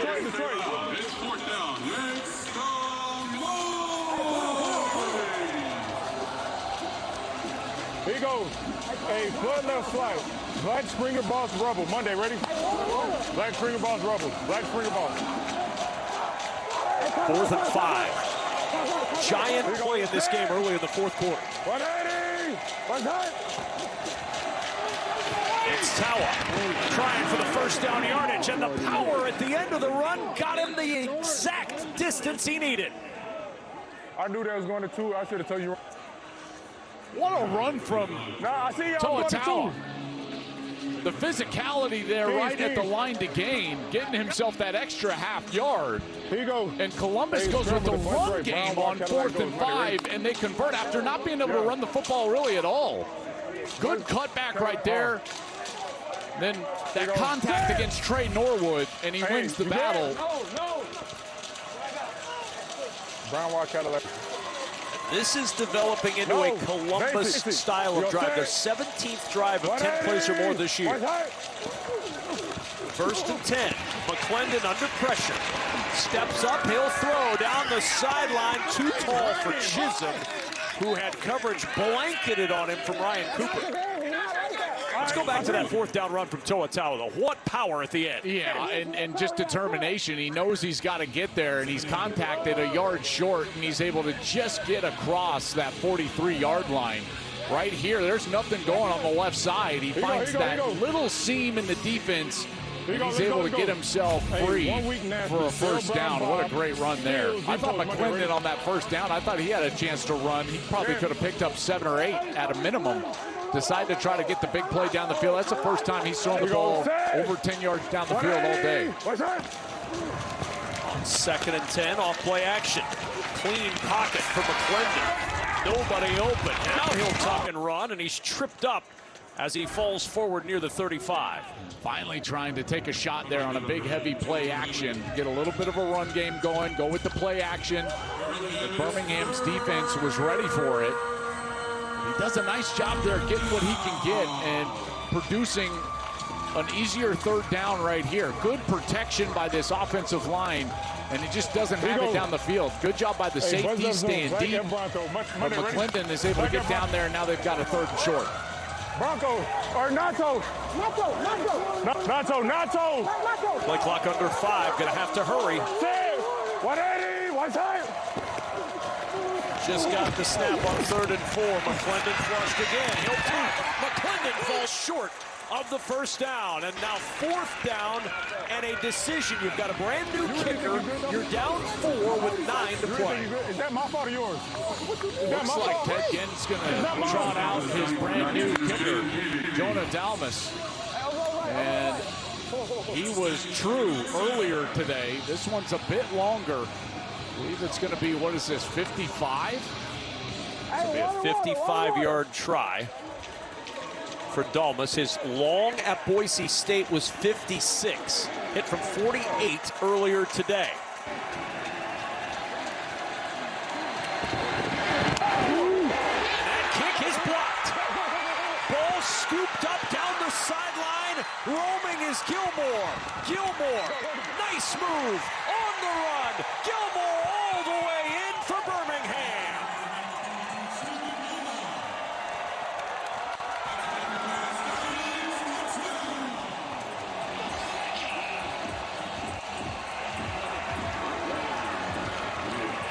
second straight week we've seen Birmingham with a giant block field goal. Last week, Dallas had a chance to win the game. The last play of regulation, Birmingham was able to block that kick, and here it's the pressure off the edge. Great jump right here, and he's able to extend. He blocks it and gets the scoop and score. Great job in front, getting some of those blocks. He had a cut back in there, right there on Gunnar Oaks, and then he trots into the end zone, and this Birmingham defense does it themselves. It's been a defensive battle today for both of these teams, and that's the biggest play of the day. What a job by Stephen Gilmore. Did it all on that one. Keep playing, dog. Keep playing. Keep playing. And Stephen Gilmore has given Birmingham a now 14-3 lead. And an uphill climb for the Columbus Aviators.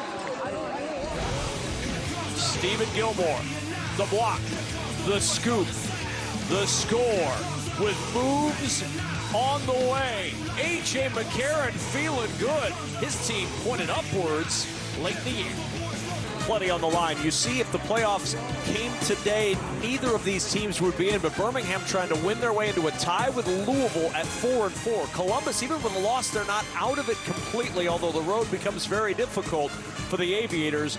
There's a lot of moving parts with just 2 weeks to go in the UFL season. 14-3 Birmingham. Stephen Gilmore on the sideline with our Jenny Taft. All right, Stephen, it was incredible to hear this fan base erupt. Obviously, you had the interception earlier, you got the block, got the touchdown. Take me into the way you're playing. I don't know, I'm just like, it's a win to go home right now, so I'm just trying to put all the line for my teammates, try to be the best I can be for them. You know, we were talking about you and your brother. You think he's watching? Stefan, what would he think about the play? Shoot, he said great play, but keep it going, you know. We can't dwell on that, we got to win the game. Keep it going, thanks. Yeah, appreciate it. He's going to have to get right back out there and defend a short field after an outstanding kickoff return by Akeem Dent of Columbus. Columbus has to capitalize now on this field position, and Gilmore has had a wonderful game, as Jenny alluded to. That blocked field goal and scoop and score, had the interception earlier. That was a red zone play. As Columbus, that was, I thought, their best offensive series, and Gilmore was able to get in there and pick off what was supposed to be a bit of a screen pass on the outside, and Gilmore just read it perfectly. Bunch right 6, 52 smash wide jerk. Monday, ready? What? 52 smash wide jerk. Empty right.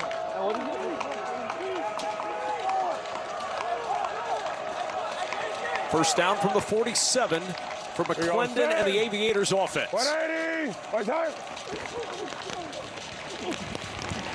McClendon jumps it over the middle, incomplete. Wanted to try to get it to Gunnar Oaks, and he zipped it past him. Second down. A.J. McCarron's got to be thrilled with the way this defense is played and providing them with a score. And like I said last week, really the reason that they were able to win that game against Dallas. Dallas had jumped out to a 10-0 lead. Offense hadn't done really anything through the first 3 quarters. They came alive, tied the game up. But it was a blocked field goal to end the game in regulation that allowed them to go and win it in overtime. And here, the biggest play of the day, that blocked field goal, scooped and scored for a touchdown. Second and 10. McClendon a strike inside the 35 with a first down to Tay Martin. One of the prettiest throws of the day for McClendon. Yeah, they hadn't done anything in the passing game. And now all of a sudden you get this little crossing route right here, and McClendon sees it perfectly. They're trying to play man defense in that secondary. And Tay Martin is a great mismatch for you in man defense. You can see the speed, create some separation, and gets the catch. First down and 10 at the 33. McClendon will step up into the pocket, jumps this pass. He had a man in Martin wide open inside the 10 and just couldn't get it to him. And it looked like Martin was looking for a flag, some sort of like illegal contact down the field. Here's Martin, he's in the slot again, and he's going to be working similar route right down the seam. And as he gets a little bit of contact from Trey Norwood, and that's what he was looking for here, was a little illegal contact flag, but I think that ball was in the air at the point that he got contacted, which, as we heard before from our command center and Dean Blandino, that would not be a foul. 180. Watch out.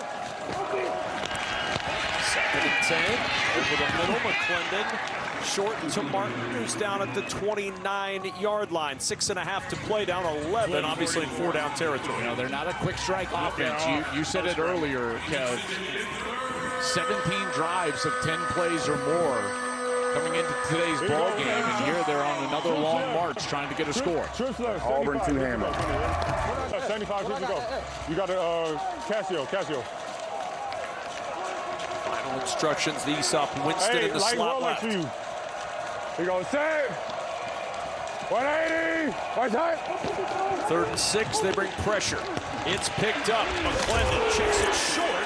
Nice grab, but a better tackle in the middle of the field. And guess who? Stephen Gilmore. What a day he is having for Birmingham. There he is again. That's a great tackle right there. Produces a 4th down, but Columbus is going to have to go for this one, and it's a shorter yardage. I would think that they would possibly go with Jalen Morton. No, they're going to stay with McClendon on the field here. Todd Haley will go normal offense, trying to get this conversion. Trips right open, Zen.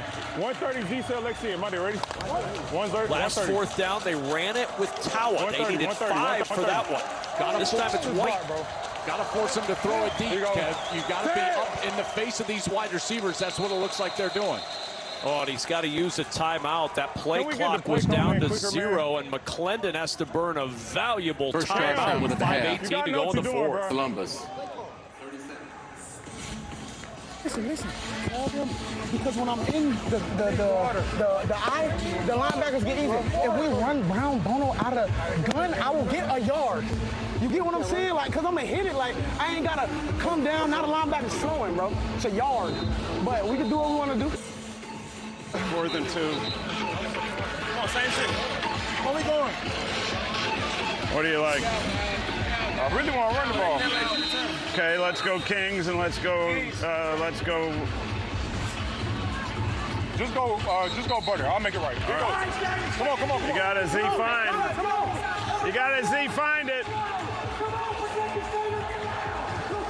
Hey, come on now. I'm touching you, bro. Here you go. Hey, troops right. Z-Fine, Brown Butter. All right, Monday, ready? Andre White lobbied for that from his quarterback. Quarterback trusts him, and they're going to run the ball on 4th down. Here you go. This could be the season for Columbus on this play. One time. It's Zaquandre White. He goes nowhere. Jaden Peavy with penetration. White can't go anywhere. And a turnover on downs. It's the defensive tackles again. They have played outstanding. Peavy in the backfield. White nowhere to go. Birmingham with a 4th down stop and the ball up 14-3.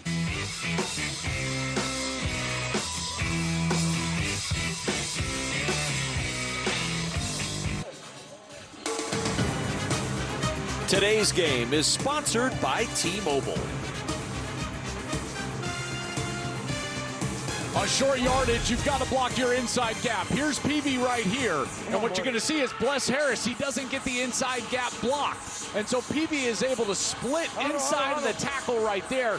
And once there's penetration on short yardage, there's nowhere to go. And Zaquandre White was furious because you can see he wants the lane. It's there as long as they get the tackles blocked. Here's White on the sideline, and he's so angry. He's got his helmet off. And once he takes a look at the iPad, he's going to go over and show the offensive lineman. He's saying, look, he split 3 of you. We've got to take care of that. And he's exactly right. The offensive line has got to take care of the inside gap on short yardage. They don't do it. And Birmingham gets their 10th tackle for loss of the game and a huge stop on 4th down. Well, so frustrating because Zaquandre White lobbied to get that ball, lobbied for that carry, and then could not convert on it with the breakdown up front. Now for Birmingham, they'd love to be able to run this football and establish a little bit of time of possession, but they've struggled on the ground today against this Aviators defense. They sure have, and you know, this is what makes football the greatest team game that there is. You know, you're playing basketball, and yeah, you can just be like, hey, give me the ball, I'll make the shot. I'll, you know, go one-on-one, whatever it is. You can't do that if you're Zaquandre White. So you lobby for the carry, but part of that is trusting those guys up front that they're going to do their job. They don't, and he had no chance on that carry. And you can see the frustration over there for Zaquandre White. He's a guy that, I tell you, man, he plays with a lot of juice and a lot of effort. He's done a nice job out of the backfield as a receiver today with 3 catches, but only 1.3 yards per carry. And you can see if they get that block, it's there. He's going to get the first down, and all you have to do is squeeze down. That's the responsibility of the offensive line. Take care of the inside gap. And you cannot allow penetration. White knows that, and that's why that play failed. Meanwhile, the last thing A.J. McCarron wants to see is another offensive lineman being helped to the sideline. This is Tyrese Robinson, who heads to the bench, not putting any weight on that left leg. This is a MASH unit at the highest level of the offensive line for the Stallions right now. Hey, what's up? 2nd and 7. Nice move by Snoop Connor, and an ankle tackle keeps him from the first down. Tony Fields saved a much bigger gain for Snoop Connor. Good run. Great vision from Snoop Connor. And now this becomes a massive play right here at 3rd and 1, because Columbus needs the ball a couple of times. If you're able to drag this clock down inside of 3 minutes on this series, it becomes very difficult for the Aviators, who, again, they rely on those long series, Kev. So, again, this is the biggest play of the game right here. 3rd down and 1. We're good. Aviators know, look at that buddy up near the line of scrimmage. They'll run into it anyway with Snoop Connor, who gets the first down. They haven't been able to run the ball all day, Joel, but when it mattered the most, Snoop Connor has delivered 2 good runs. I love this blocking scheme, because rather than block down, they're just going to trap the interior with the tight end. And then they do a great job, perfect job by Zach Johnson. You see 68, he was taking 2 in there, just fighting off 2 Aviators at the line of scrimmage, trying to provide his back with just a little space, and Dorian Thompson-Robinson lets everybody know that that's a first down. Oh, and remember that timeout that Columbus had to call when the play got in late at about the 5.5 mark on that last drive. Boy, does that loom large right now. What's that? First down, a burst, and almost slithered free. Ty Davis Price, 1 man away from breaking a big gain. I don't want to play, Cap. DTR is giving the Columbus sideline the business. He's talking to Captain Mutterland right now. That's what he's talking to, and he's yelling at Captain Mutterland, the defensive coordinator for the Aviators, that his defense doesn't want to play. And he says, keep looking at the clock, because they want to run this thing down. Dorian Thompson-Robinson won't snap this until about 3-2 on the play clock. 41's coming. Hey, what's that? 2nd and 6. Davis Price again up the middle into the arms of Ron Stone Jr. and a 1-yard gain. The left cut, I'm telling you. All the dogs, I'm telling you. With a time. Nope, the clock's going to continue to run. Like it's stopped for a moment. Yeah, I'm telling you. Just trust me. Hey, they're slicing and bringing the backer to get me, so nobody's on. There's really a gap between the end, they've got 1 remaining, and the back. Second charge time of the half. Hey, Columbus. Look, yeah, but look. He split 2:31 back in the game clock. 2:31 on the game clock. So you see the stakes for Birmingham. A win puts them even with Louisville. Again, a loss by Columbus does not eliminate them, thanks in part to some of the activity over the course of this weekend. Yo, Tony, everybody is still going to be alive for a playoff spot going into the penultimate week of action in Week 9 next week. Okay.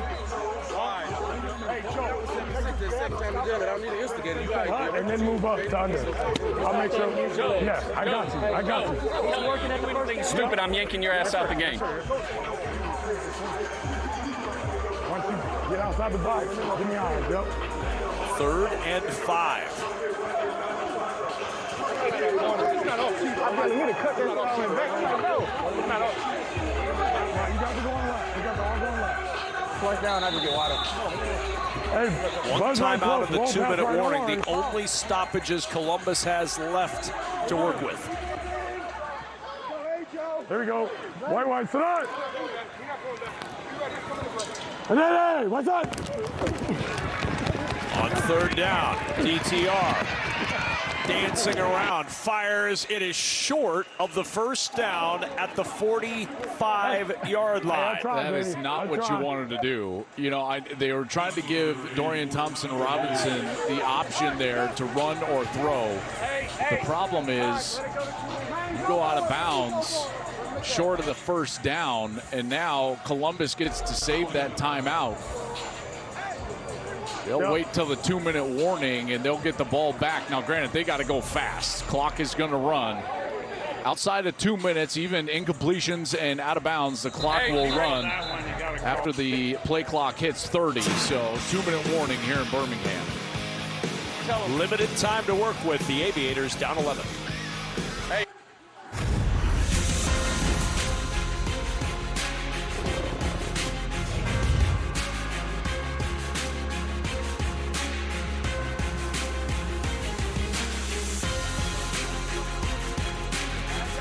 Two minutes remaining in the fourth quarter.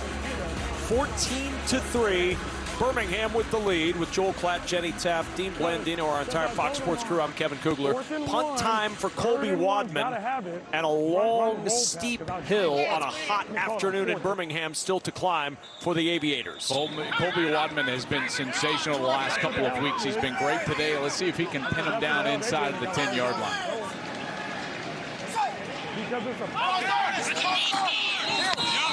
And we've got movement up front, and a false start will back up Birmingham by 5.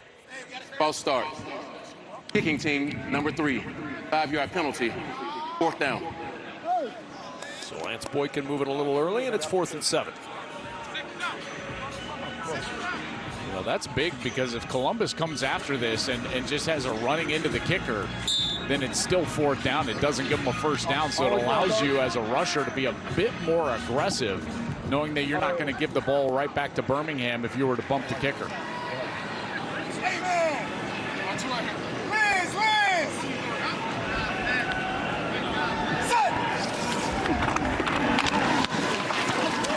Good protection of Wadman. He gets rid of this ball on the run across the 40, and a big hit at the 45-yard line with a full head of steam. Michael Lawson had designs on an even bigger return, but he gets popped, and Columbus to work. Tazzino with a hit. Yeah, but that's great field position, and I mean, this is a big hit from Tazzino, but this was almost broken right there. He gets past Tazzino, and he's going to be all the way down the field. So a nice return for Columbus, exactly what they needed now. A timeout left, a minute 51, clock will stop. If you get a first down, clock obviously stops if you get out of bounds. So a lot of time here, but you need to score quickly, and keep in your back pocket. You've got that 4th and 12 to get the ball back here in a 2-possession game. 180, what's that? On first down and 10. Tipped at the line and incomplete. McClendon trying to go over the middle, and that gets batted down at the line. Looks like T.J. Carter got a ball on it.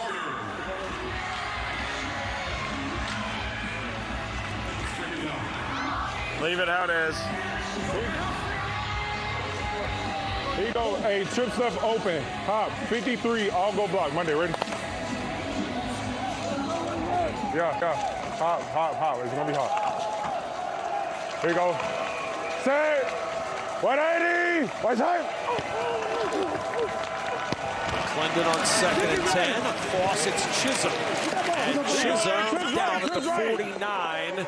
Minute 38 and counting to go. I mean, you can't. Hey, does nothing for you. Rolex. The ball's got to go past the chains or outside of the numbers.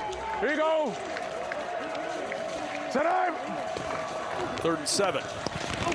McClendon down the sideline. Oh, he had a man open in Antoine Wells. They couldn't hook up, but it's 4th down. Trying to find that hole shot against cover 2. Safety's back.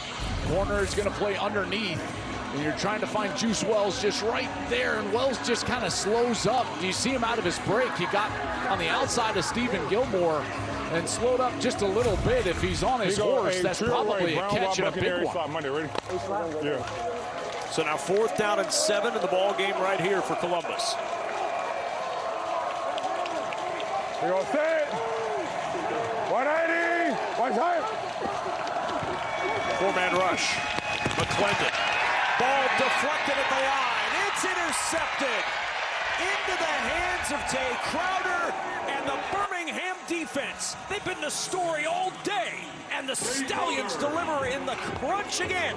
A 14-3 lead and a turnover with the pick for Crowder. And Kev, it's appropriate that it's the defensive line that comes up with this play because they have had pressure on McClendon all day long. This defensive line has been tremendous. 5 sacks, 10 tackles for loss. Now they've gotten 2 interceptions on the day. And here, again, just more pressure.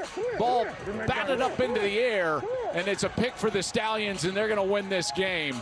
That defensive line has been outstanding. And, again, this defense, they came into this ball game last in the league in total defense, last on third down, last in sacks, and they have been all over McClendon and this Aviators backfield. And the knee taken by Dorian Thompson-Robinson, and the Stallions' rise continues. They looked absolutely dead in the water, Joel, after the first few weeks of this season.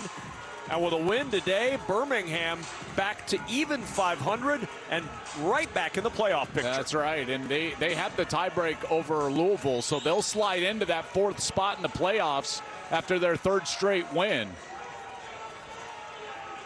They go to Columbus next week. They face the Gamblers to close the season. Birmingham with the easiest remaining schedule in the UFL. And A.J. McCarron's team is trending upward. And a 14-3 win over Columbus moves them to 4-4 on the season. Jacket, helmet on. Good job, Coach.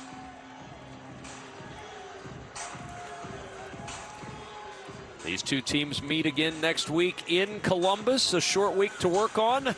Great game. Great game, dude. But an opportunity to have familiarity with your foe as they go back to work next week in Columbus. Birmingham with a 14-3 victory today over the Aviators, who are still alive despite the 2-6 record. It's a tough hill to climb, but there is still a little life for Columbus in the playoff picture. Yeah, but man, they're going to have to face this defense again, and this defense is hot. They've allowed 17, and now 3 in their last 3 weeks, and they move into that 4th spot. I was just talking about in the UFL postseason bracket.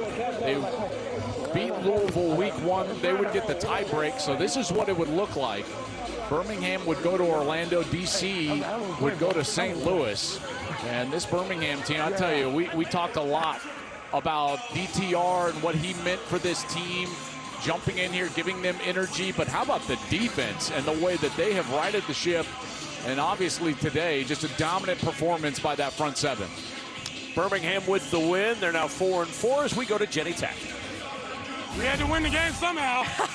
I love that we just heard you say that. You had to win the game somehow. I do want to talk about your offense, but let's talk defense because they really were the difference makers today. How have you seen them evolve and step up for this team? Yeah, for sure. I mean, it's been a little bit of an uphill battle with those guys. When I first got here, they definitely settled in and came together as a family and a group. And it shows out here. I mean, special teams and defense really picked it up for us today. I know there were some struggles to get things going, some injuries to your O-line, which is, of course, hard at this point in the season. But how did you like the way this group finished the game? Yeah, for sure. I mean, again, it's a team game. That's why we love playing it. Again, shout out our defense and our special teams. But really the O-line, the receivers, I mean, it was a hot day now. So to be able to stay locked in mentally and stay hydrated was definitely a big key today. It's so fun to hear these fans excited. You've been such a big part of their excitement about the Stallions. How do you guys keep this rolling with playoff dreams very much alive? Yeah, I mean, you said it, playoff football, baby. So that's the only motivation we need. We're winning, win or go home. So we're taking that mentality each week. Appreciate you always. Congrats. Thank you. Giddy up, baby. They are galloping toward the playoffs right now. 2 games to go, and the Stallions are back to 500.